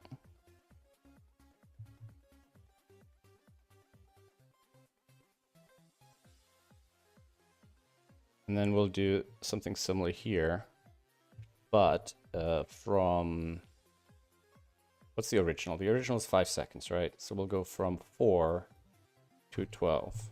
How about that? All right, 0.5 is too, anything we want to go slower. Even 1 second, I think, is too slow. I mean, too fast. All right, and I wonder if we can change the translation range as well without redoing the entire animation. I don't know if we can do that very easily. All right, so let's change this also to a rand call. So we'll do rand from delay from 0 to 10. That's going to be inverted there. All right, that's fine. And then we'll do rand 0.1 times W to 0.9 times W, so it doesn't go all the way to the edges. Like that. And then this will be rand min R to max R. Like that. Here we go. And then we'll probably, I don't know if we want to change up. Yeah, let's change transparency a little bit. But one thing I want to be able to fade opacity. So ideally the color is, we'll do this via style and color. How can we do it? We can do it via an attribute, right? So we can do fill. We can do RGBA 255, 255, 255. And then alpha could be from 0.2 to 1. And that we need to interject here like that. So that should give us different... Nope. Is the alpha from 0 to 255 or from 0 to 1? I forget. Huh. Doesn't seem to work very well either way. RGBA 0.79, 0.33, 0. Yeah. So according to this, the alpha has quite a range here. Maybe the fill over here is overriding that? Ah, yes, it was. Okay. So obviously we don't want to go fully transparent on these. I almost feel like the transparency should be related to the size of the thing, of the flakes a little bit. Are they the range of size a little bit too big, I think? Let's get rid of these. So we'll go from 3 to 12, for example. We don't need that. All right, need that. Don't need that. All right, anything else we want to modify here? And I think we can quite easily go higher. And now that once we have enough flakes, we can just reuse them and just have them animate down and up and down and up and down. I think I want to, like this one is kind of moving quite slowly. We probably want to go less on the opacity range, kind of do this, something like this. Now it'll look quite different, obviously, once we do it full scale. So that's the other question. Can I actually do... I am doing 100% here. Can I do 100% here?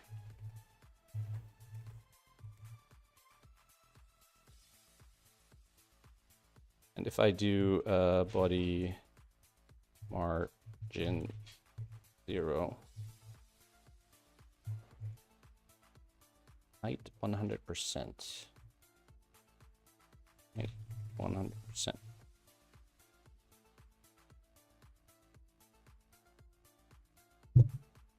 Body, HTML, body. If I do that,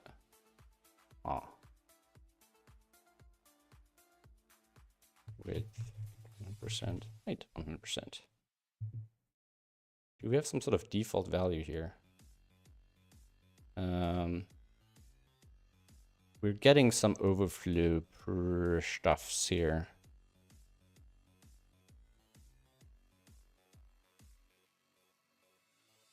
Not entirely certain what causes that. So this is 100%, no margins. This is 100% no margins. The question is what's doing the scrolling. So height is 730.4. 730.4. 790.4. Iframe is 790.7. Why is the okay, I don't know. Why is the SVG here? SVG is the full height. All right, I think I have to rerun this to get behavior. We'll save automatically. Auto updating preview. If I rerun it now. Yeah, because I have to probably restart the flakes. It's a little strange though. I'm not sure if this is how it should be. 1 second. So the flakes. Oh, because I'm using. No, I'm calculating W from this, right?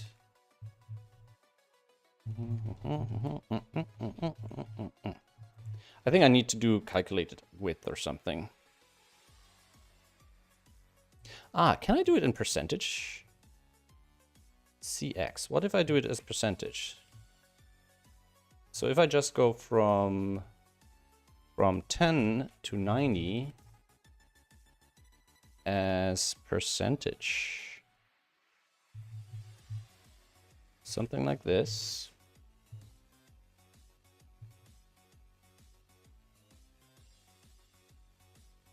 Could I do that? Ah. Now the question is, it won't relaunch the flakes. Oh, but it'll stretch them out without... Ah, that's actually kind of nice. Okay, that's kind of nice. I can deal with that.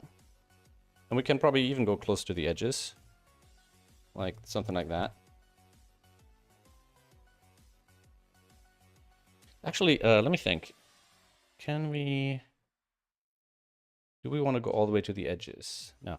So the only thing that's not being randomized right now is the width of the horizontal movement. Hey, babe. You wanna let me know what you think of my snow? What do you think? Aww. Looks kind of snowy, doesn't it? Yeah. And the Santa hat thing looks like this at the moment. Without the... Imagine the red lines aren't there. Oh, it's not there at the moment. Never mind. Wait, one sec. Panic. Images. This is the Santa hat image. Aww. I mean, it only pops up for a moment, so I don't know. I wonder if I should do something else. Anyway, I'll put in the snowflakes and I'll see how it goes. Alright, you guys are going for walkies? Hey, Toby, you're gonna have a good time? You're not gonna be scared of things anymore? You're gonna watch where you step with your injured paw? Yeah, you gotta be careful. Good boy. I'll see you soon, alright? Have a good time. He looks at me always very, like, nervously. Yeah. See how he is doing. Like, I still suspect there's something on his pad. Because I was checking, there was some grit on the floor there. Yeah. Like, it doesn't need to be very big, you know, if he has an injury. Mm.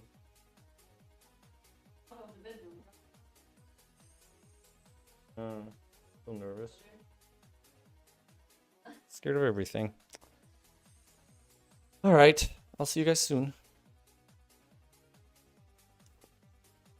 Alright, I think the snow is pretty nice. We've got 100 flakes. Shouldn't be too tough. I mean, there are circles. Shall we plug them in? We have a little bit of JavaScript. I think the JavaScript could actually live inside the SVG as well. Bye, guys. So if I put that in here... If I run this... script inside SVG. Will it execute though? If I load it as an external file? SVG script is equivalent to the HTML script. It has some just like it uses href attribute instead of src and it doesn't support Xmas script module so far. And I think I'm guessing query selector. So we don't need those anymore. And then we'll probably just do this. And just document dot query selector flakes. And we probably want to get rid of that demo rectangle here. Whoop. Oh no, that's the background. Yeah, well, we don't actually need that. And we probably don't need that. So we have this. And we can probably... Oop. SVG is not defined. Where am I using it? SVG.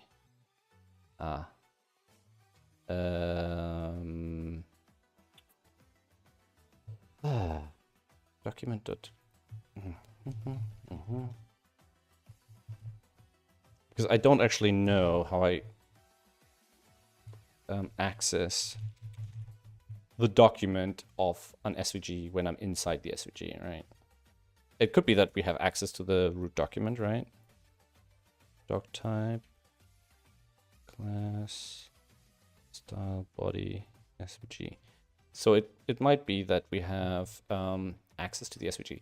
So reference SVG from JavaScript inside SVG. Because it could be like root.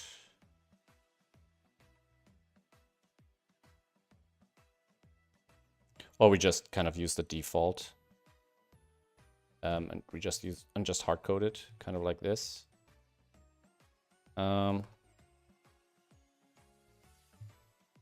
Potentially just fine. We do that. Maybe. Let's see. Let me check if my chat is still operational. Such a pity that the stream kind of conked out on us first time around. Ooh, this is not working. Unexpected token. Left that in. All right. Not too bad, not too bad. Come on. Come on. Nope. No. What about flakes? Document.query selector SVG. I just want to know what the namespace URI is. It's the same thing. So why does this not work? SVG Lakes. Oh, I'm an idiot. It is working. It's just I took the background color out. So if we now make this, we'll do something like body background, something like that, darkish color. We should actually see the flakes again. And then we can get rid of that, get rid of that. Probably don't need this as a variable now, can get rid of that. Flakes that append child. I think we could potentially just like push out a whole bunch of these. Can I append multiple children? JavaScript append multiple children. Multiple items in JavaScript. Append and child for each. Place children. Help function fragment technique to introduce.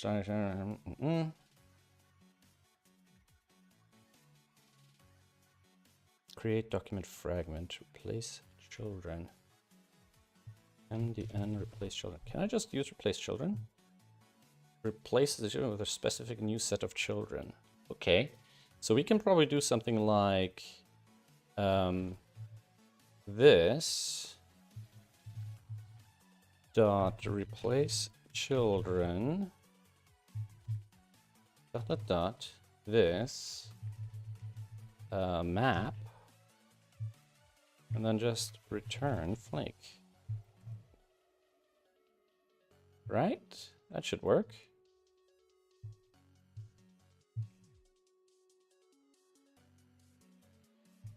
Maybe it'll work. Doesn't look like it's working.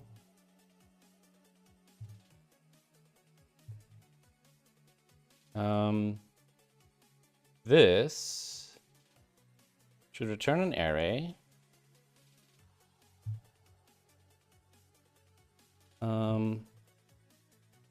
Return flake. The return flake out of this function that's created by this map. This is the replace children call. Semicolon at line 58. No. Line 18. No, neither of those are correct. Sorry. Where? Creating a flake here. So we have a replace children's function. We're creating an array of these guys. So we have an array. We're mapping it to this. This is the function. And then we need another brace here. Or maybe we don't need. How about this? You like this better? Nope. Oh, really? That's where the error was? All the other stuff just worked already? Alright, well. Oh well.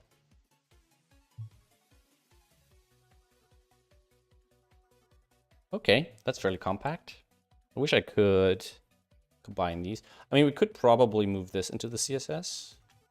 We can do just something like this. For example, I think that would work.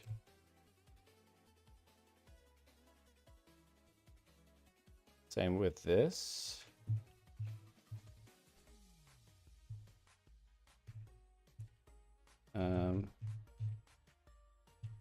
Nope. Like that. And then finally with the fill. Oop, not with that there.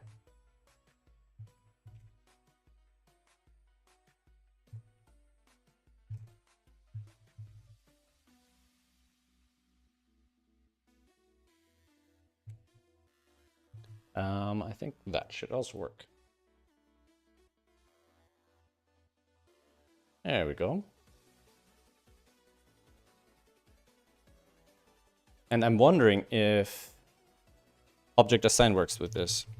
I'm thinking it doesn't work with the SVG properties, but since this is not an SVG property, it might work.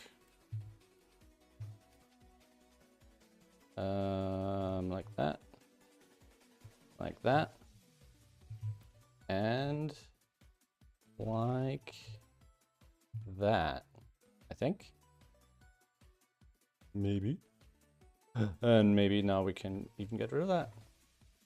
Mark isn't gonna like this. I like it. All right, got rid of all of that mess. Who needs it? Sweet. All right, almost a one-liner, except for my little random function here.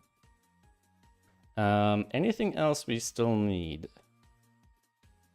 Flake drop is fine. Why does it start at... Oh, this is supposed to be minus. It starts from above the screen and comes down eventually, right? Okay. The sway being fixed, I'm okay with that. The final position being at the bottom, that's fine too.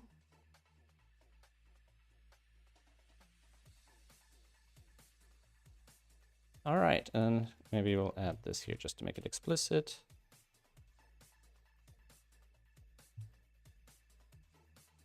And then 70% through the animation, it'll start fading to 0. We probably don't need to get to the, like, completely off screen. So probably if we do something like that, that's fine, since we're fading to 0 anyways. And then, like, down here, yeah, we can maybe start fading them out a little earlier. I think they slow... it's animation time, not distance downwards, right? So since they slow down towards the bottom, you know, like they spend a lot of their time down near the bottom there. Cool. All right. I think that looks pretty nice. So now the question is, can we just stick this whole thing into over here? Huh. I guess we'll try it, right? Xmas Shenanigans it is. If I just stick it down, do I want to stick it down there? If I just stick it, let's just stick it down here and see what happens, right? We'll probably want to add a couple of niceties for the SVG. Make sure it's all nice and legal. Viewbox I don't think we need. It's all relative. Oops. One sec. I don't have enough space here. So we probably don't need that. We don't need that. We don't need that. We probably will need to add some styling there. And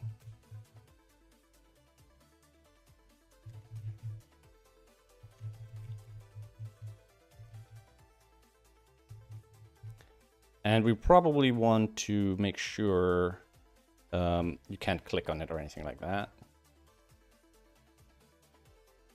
All right, so then user select and none. Now, I didn't consider the fact that our screen is mostly white. which makes the snowflakes really hard to see, actually. Yeah. I'm guessing we'll have to make them slightly gray. Ew. Doesn't sound great. What will they look like if they're slightly gray? So instead of going at 255 on the RGB, is there a color I can give snowflakes to make them not look, to make them show up on white without making them look weird? They look weird when they're gray.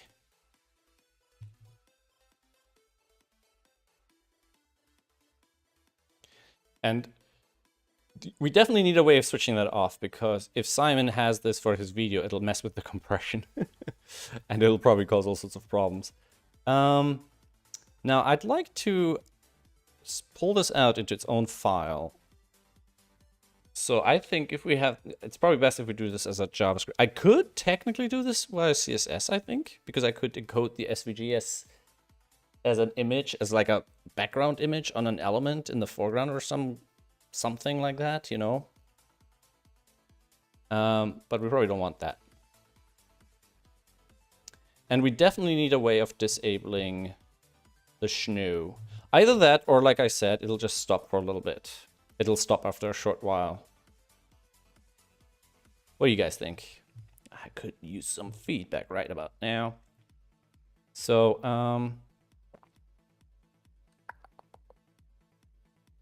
do we want to load this in early? Maybe.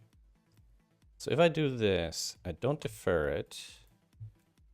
Xmas Shenanigans.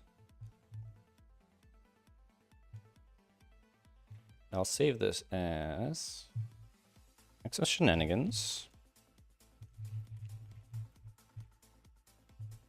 Right, so now that should just pop in there. Then we'll we're gonna commit a couple of crimes, because this is super dodgy anyways. So we'll do something like that, as snow SVG equals like that.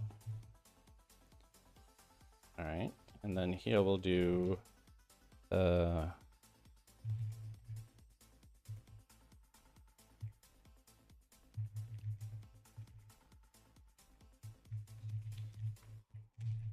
something like that. That's a good idea. User interaction. So, customer init. Are we not loading that in? Unexpected 20. Oh, jeez. Oh.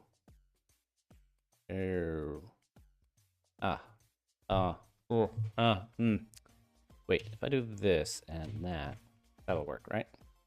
That'll work fine. There'll be no problems at all. Rand is not defined. Isn't it defined here?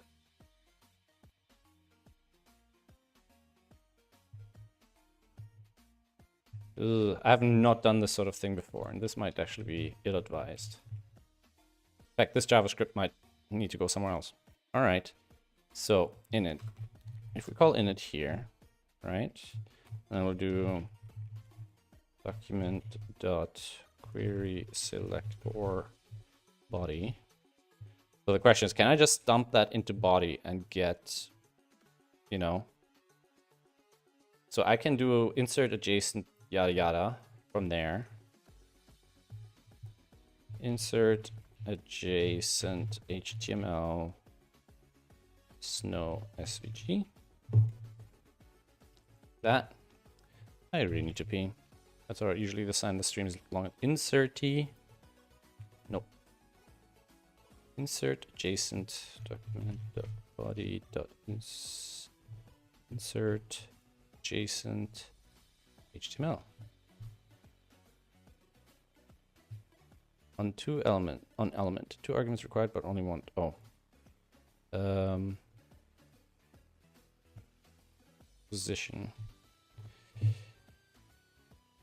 Before end. Something like that. Now, I think insert adjacent HTML doesn't actually run the script.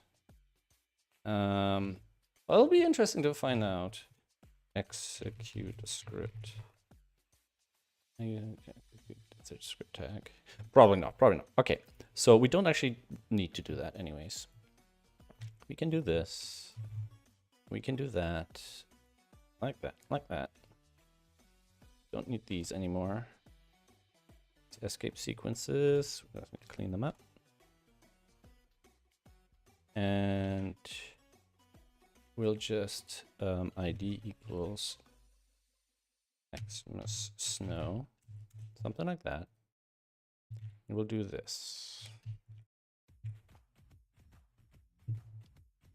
Over here.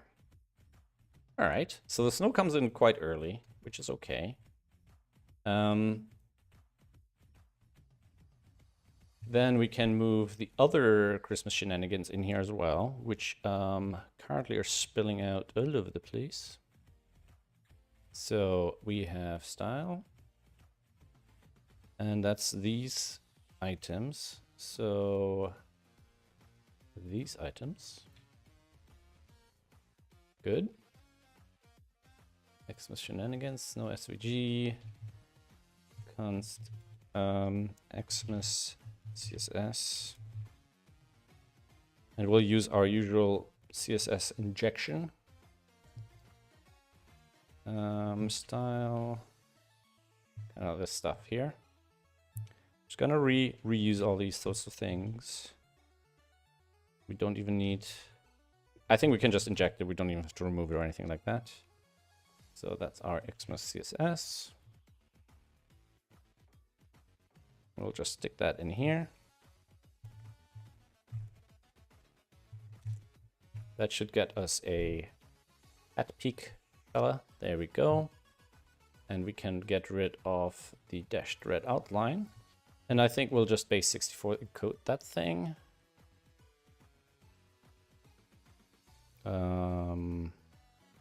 Oh, we already did. We already did. Do that.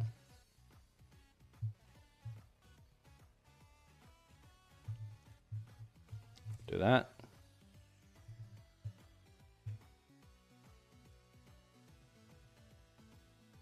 There we go. And I don't think we even need the image now. I'm just gonna hold on to it for just a second. But that means our diff now has one less file in here. We're also gonna get rid of this. But we're gonna actually add that in code as well. So we'll do select a body dot class class list dot add like that. So the only change will be to add that file and the file itself. Yeah, so I don't think I should be able to select the flakes or anything like that. I didn't. The span peak is so quick, I barely even notice it.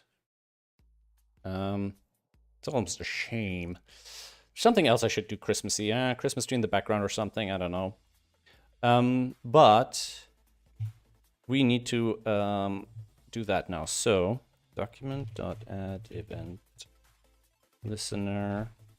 And we'll probably want a few here. We want click.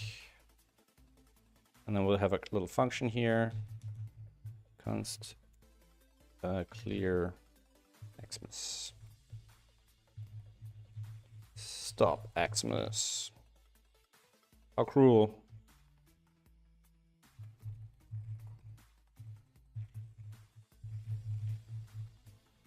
So we do that. And we'll add it to a bunch of events. So we probably want click. We want to have touch start.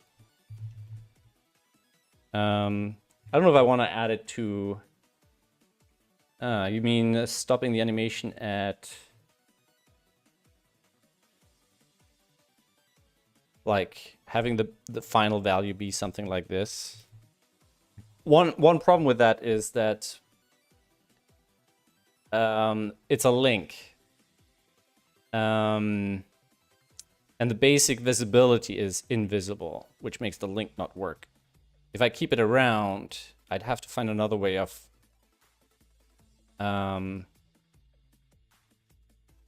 so why does it start at 50%? Oh, okay, it's all just timing, huh? All right, so if I do this, if I do the base visible, visible, and visibility here hidden,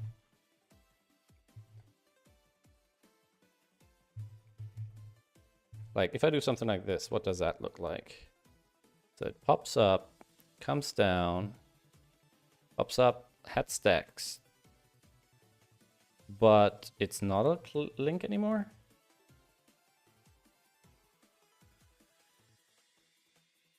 Or is it because of the snow?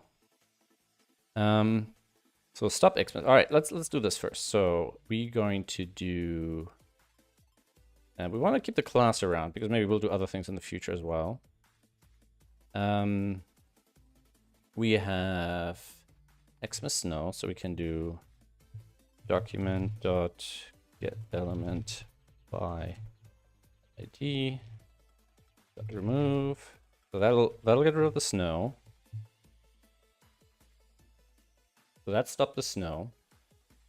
Yeah, so this is now still a clickable link. Yeah. That stays a clickable link. So we can probably do user select or user interaction, or what is it called if we don't want to be able to interact with it? User select. CSS make element non-interactable. What's the class called? User select is just for select pointer events. That's it. So select. We want this pointer events none.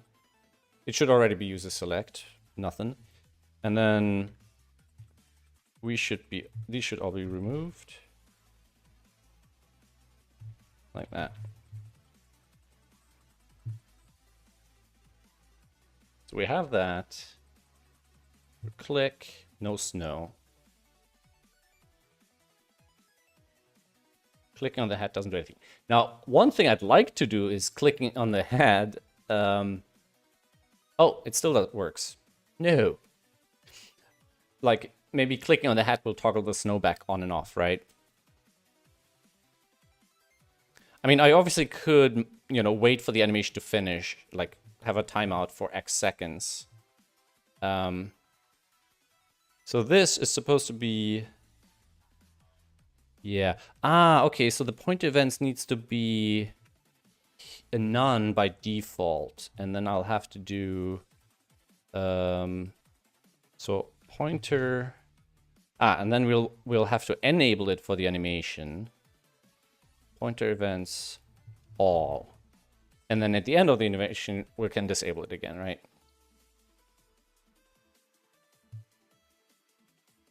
Now if I click on it, it stops the thing, but it doesn't activate that link. What I really want to do in this case is probably change that does the toggle, right? So what if we'll do start snow, start Xmas, and stop Xmas.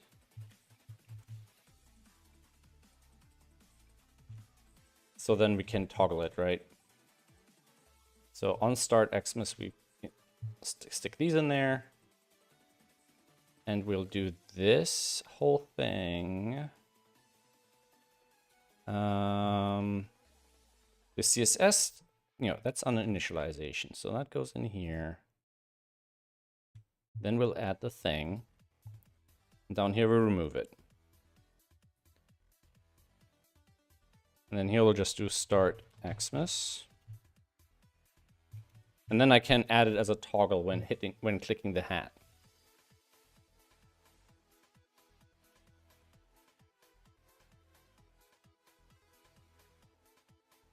Okay. Now the question is, clicking on the hat. How can I replay the animation?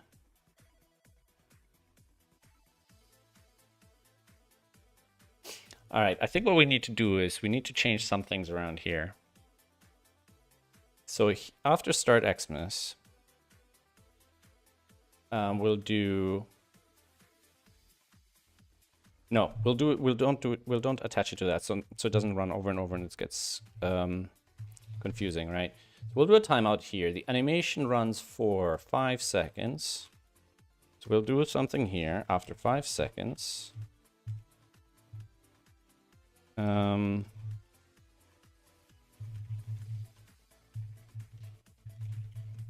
Now the Sven Peaky thing is just that.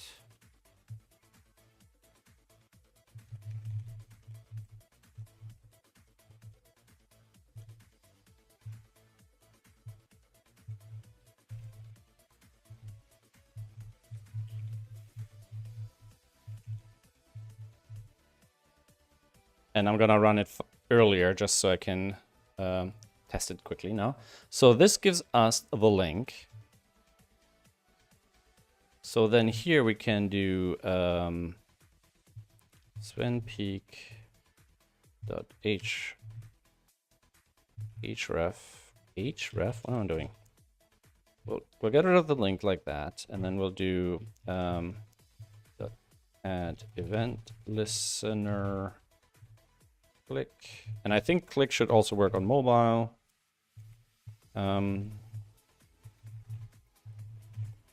then we'll do event.prevent default so the click doesn't happen, so we don't get a hash in the URL, you know. And I'm just gonna log it out for now, and then basically I'm just gonna turn the hat into a replay of the animation. Now if I click now, it should work normally, but it didn't. If I click now, it also doesn't do anything. Because I need to modify pointer event. So pointer events all doesn't seem to work.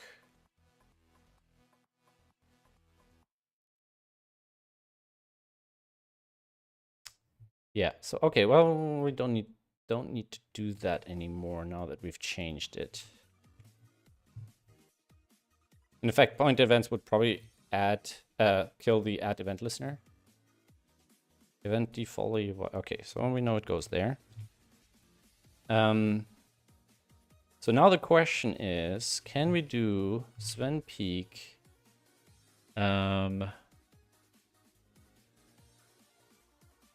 Is there a way of triggering the animation? So CSS retrigger animation.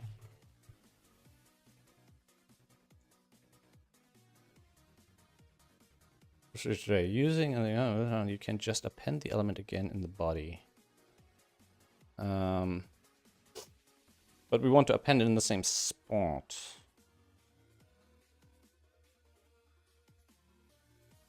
Alt toggle. Alt.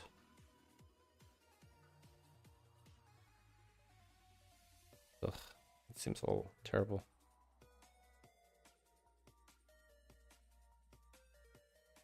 But that basically removes and re-adds the element, doesn't it?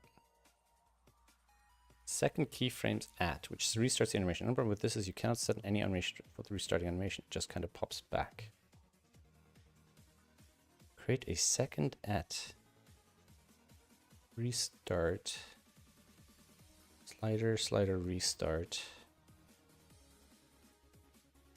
Style animation. Slider.restart. Keyframes. Slider. Style.animation. Slider.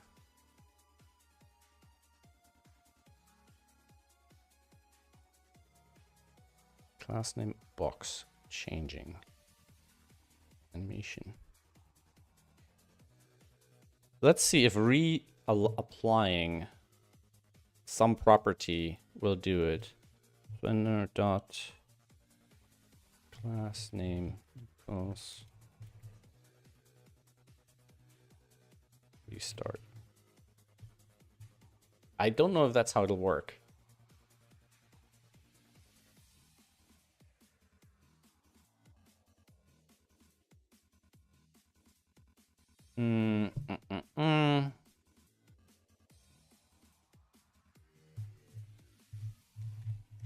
So if I change it to something else and then bring it back. So if I click, so the first click disables the snow and the second click should activate the link as normal. Except it doesn't.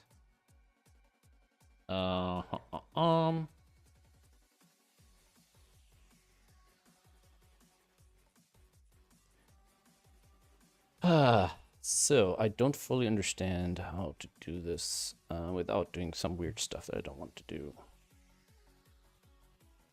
Set timeout animation. Style animation equals none.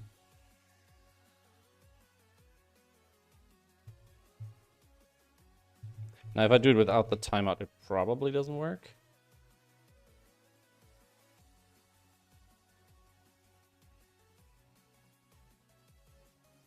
But if I do it with a timeout,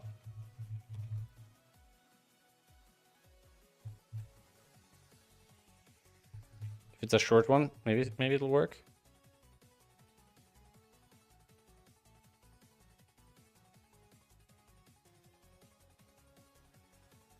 It disappears again. But it sort of does the trick. It's a bit janky.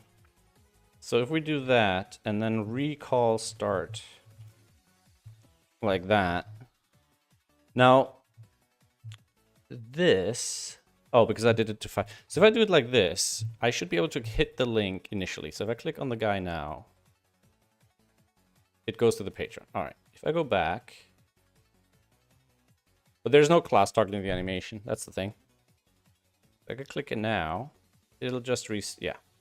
Because there's no class. It doesn't have a class, so nothing is toggling the animation. It's the ID. And I tried changing the ID. But I can undo the animation as a local property and then after in the next frame kind of reset the animation by assigning nothing, right? But it's not restarting the...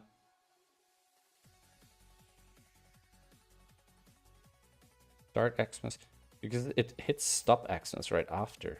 Why?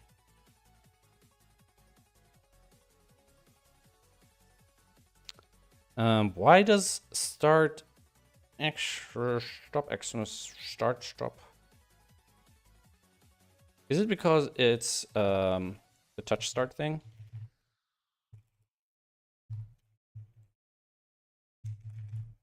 I'm wondering if the touch event gets fired right after.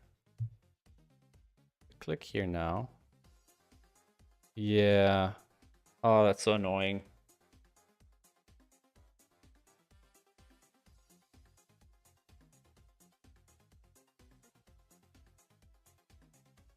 If I remove the touch start and just listen to click, I can stop this, wait for this animation to finish, click on the hat. My god, and the stop kicks in right away.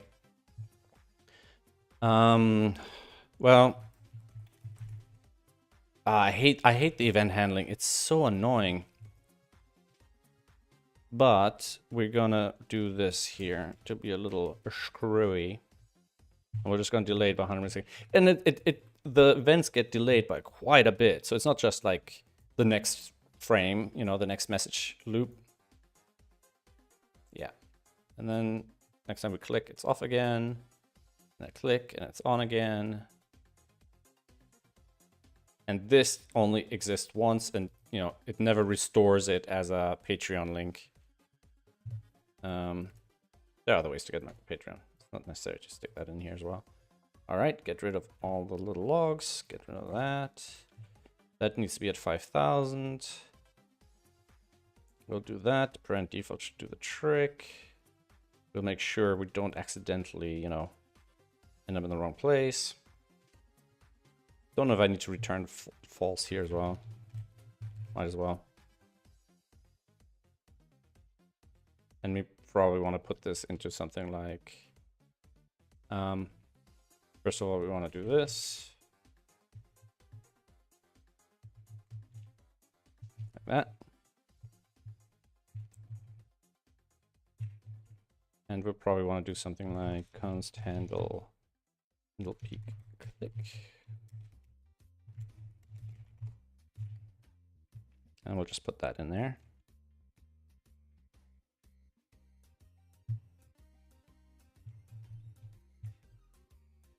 Make the code a little readable in case somebody looks at it and says like, oh, how do you do that? Yeah, let's tune that. Oh, I screwed something up. Of course I did. Wait. Ah, no. I wanted this is supposed to be just that.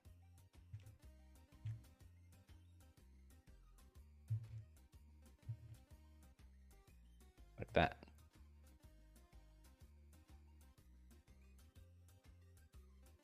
All right. And I screwed something else up. Token 86. Extra brace, just like that. Yeah, because it doesn't apply the extra styling. But it pokes out over the top. So if we get that, maybe 20 more pixels. Like that.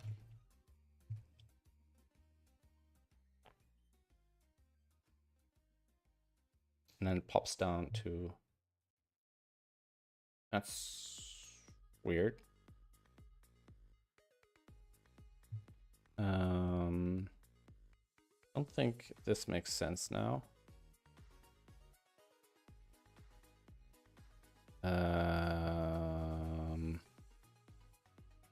No. So, one sec. We're now... No, that's the margin. We are now stuck on background position. This. Okay, so it's the default that we need to change. So this needs to go to... this is negative. No, that's positive. So instead of 93, this should be an 80. Now 80 I think is too high. Let's speed up the animation because I want to see the results more quickly. Okay, that looks about right. Could be a little higher to see the full hat.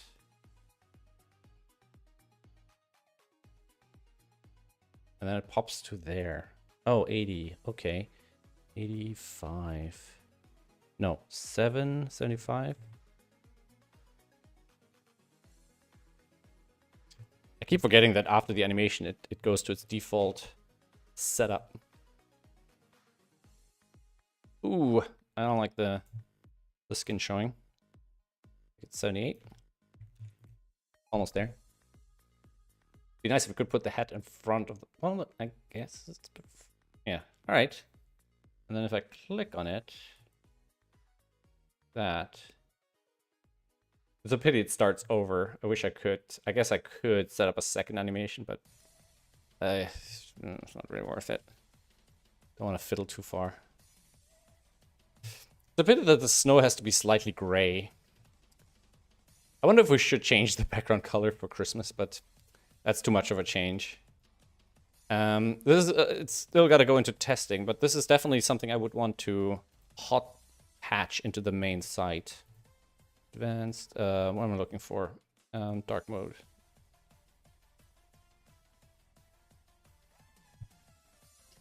It works actually slightly better. I mean, the flakes are gray now, so it's a little bit... It is what it is.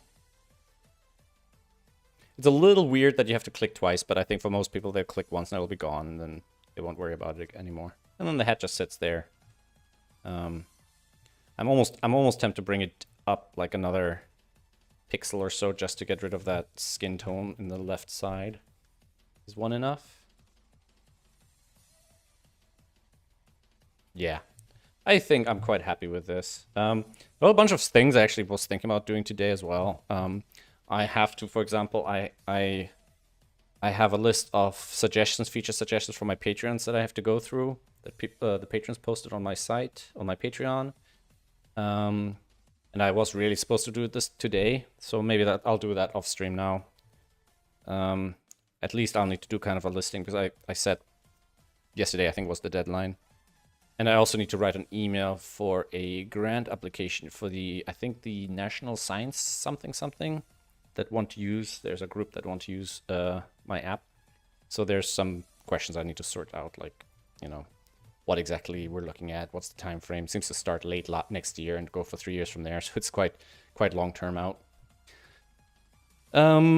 Yeah, I think I'm ready to just push it like this. The picture's embedded in here.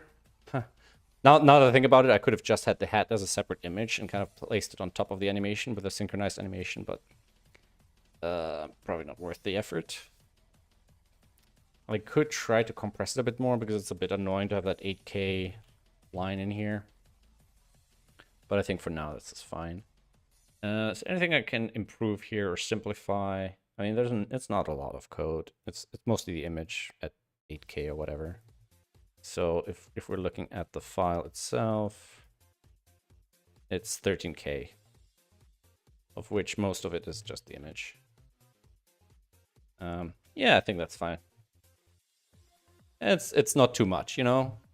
I don't know if I need a setting to disable that. What do you think, Mark, for streamers mostly?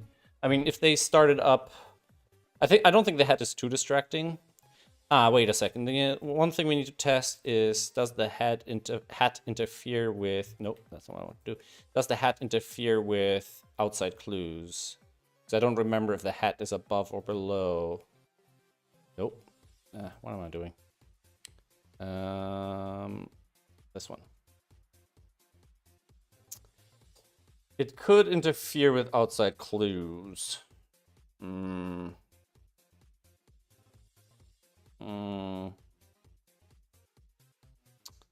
This I do not like. What we could do is, at the end of the animation, we could fade the opacity.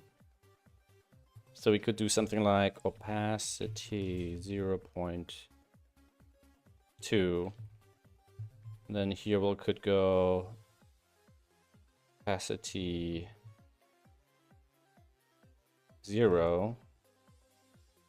Then here we go opacity 1. And then at the end, we'll go back to opacity 0.2, something like that.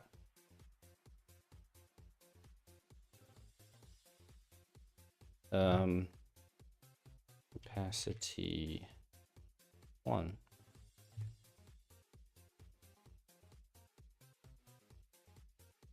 Still fading in by the time it gets here. I think we probably want this. This is just the animation delay. I should have used animation delay instead of that percentage.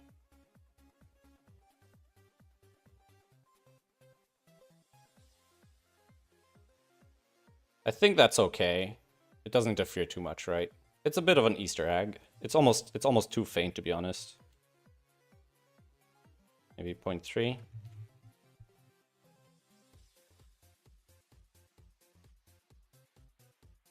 Now, anybody who's disabled Sven Peak, they won't get to see it. They'll still get the snow, though. Actually, I could plug it into that setting, so, you know, be a way of disabling it.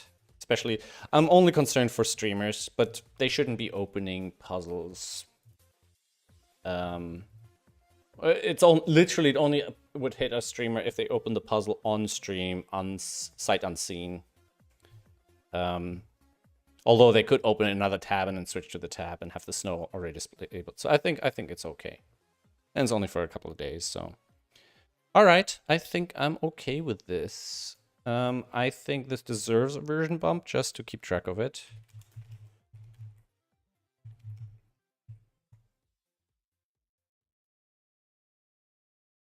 And then I'm gonna call it a day because I need to do a couple other things and I need to go to the bathroom. So that should now be a new minor version. And we're just gonna call it Xmas Shenanigans. Does it not version bump script? Ah, yeah, there we go.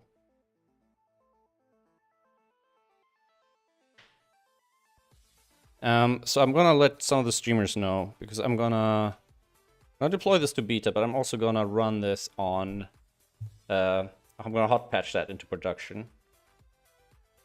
Yeah, I think 0.4 is good enough. I'm gonna do the daily Sudoku puzzle now for testing. So, spoiler warning. And we're gonna do this straight up on beta. We need, yeah, let's have the log open just in case something comes up. And let's do this on beta. And we should have some snow. Let's see how distracting it really is. And I think it's alright, like, the spread of it, how many flakes there are. Alright, normal Sudoku rules apply. There's corner circles must appear in surrounding cells. I kind of like these. I find these relatively easy and you know, relaxing. I'm seeing these a bit high, these digits. That's something, there's a digit positioning issue on iMac that I need to address soon-ish. What do you think about the density of the snow? I think it's okay. I could add more. I don't think it would be a big performance issue, but I think that's fine. I mean, these guys had more, and they moved a lot slower. But I kind of like, actually, the dynamic of it. How many flakes are these, actually? I forgot to check. I think it's 100. Where is it? Here. It's 100. If we doubled it, would it be much denser? Like if we go up to 200. It's almost too dense. I think it's all right. It's subtle. It's subtle enough. All right, let's get going. So, 2's here, 2's here. So there's 2 here, 3, 3. There's 3 here. Well, the 3 isn't on here, so that's the 3, and the 2 isn't on here, so that's a 2.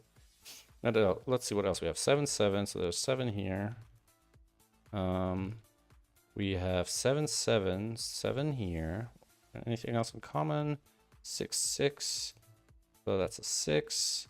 What else we got? 2, not exactly. Gotta be careful.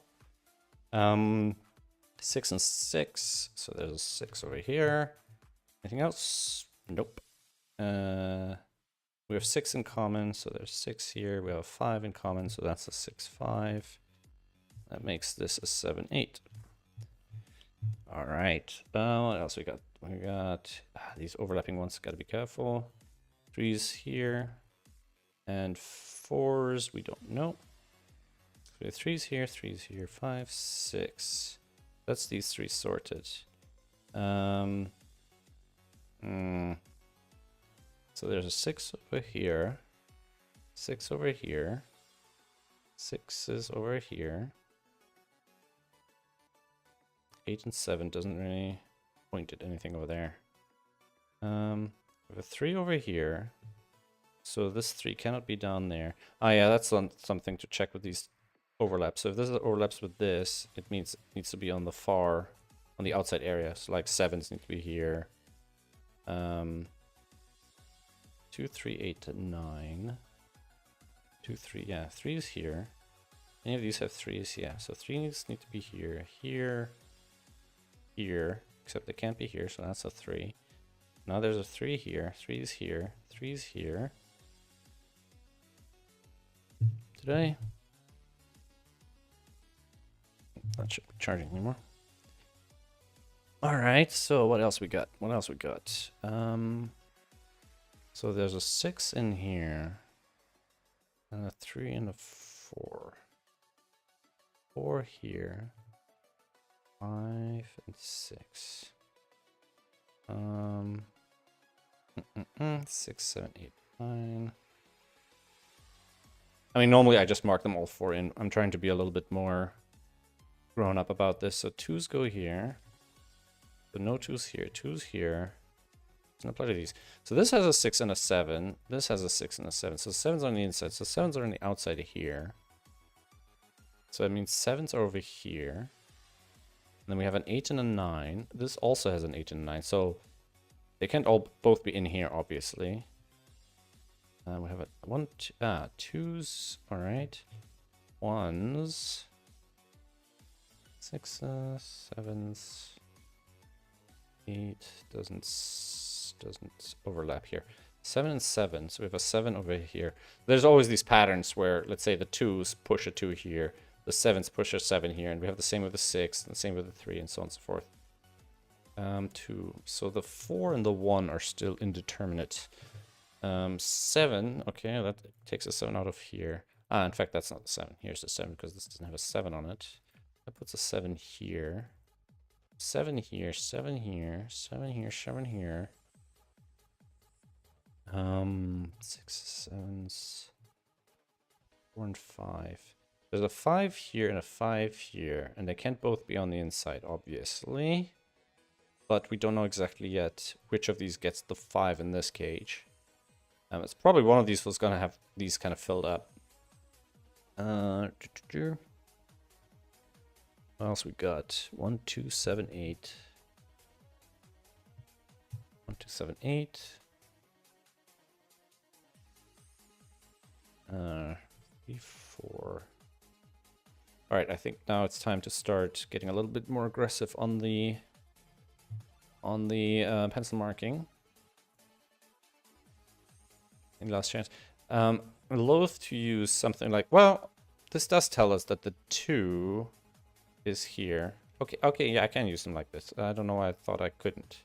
We need 2 2s. No, sorry, we need 2 3s here, which means there's a 3 there. All right. Same with the 7s. We have 2 7s in these 2 columns. So there's a 7 down here. We have 2 6s in this. The 6 goes here. What else we got? 7s, 4s, 5s, 3s, 8, 9. No. 2s. Already there. 6s over here. I don't see where the rest is. All right, I'm gonna go fully pencil marking these.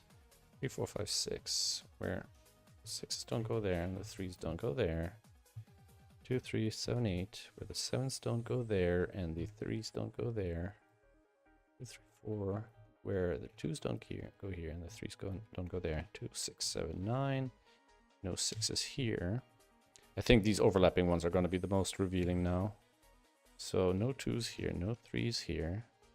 2, 3, 8, 9. No 3s here. 6, so that's 4, 5, 7. Without the 7 being there. And this is 6, 7, 8, 9. No 7 here, no 6 here. And that's 2, 3, 5, 6. Without a 2 here. 3, 4, 6, 7. No 3 here, without a 6 here. Ah, that's something I missed. Okay, doesn't say too much else here. 7.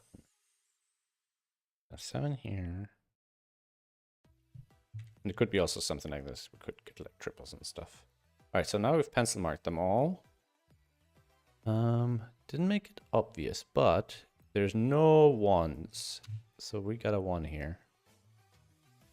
We got a 1 here, 1 here, 1 here, and 1 here. Interesting. 6s, 2s, 3s, 4s, and 5s over here. No 4s and 5s here. There's no 4s here, so the 4s go down here, which means no 4s here, which means 4s here. No 4s here, and that's a 4. Now we have a 5, 7 here. The 3, 5 here. This is now 2 4s. Takes the 2 out of here, here, here. Puts a 2 in there. No 2s here. 2s go there. 2s go with the 3s over here. Like that. And that puts an 8 here and a 7 there. Alright. 4s here. 5s come out of there.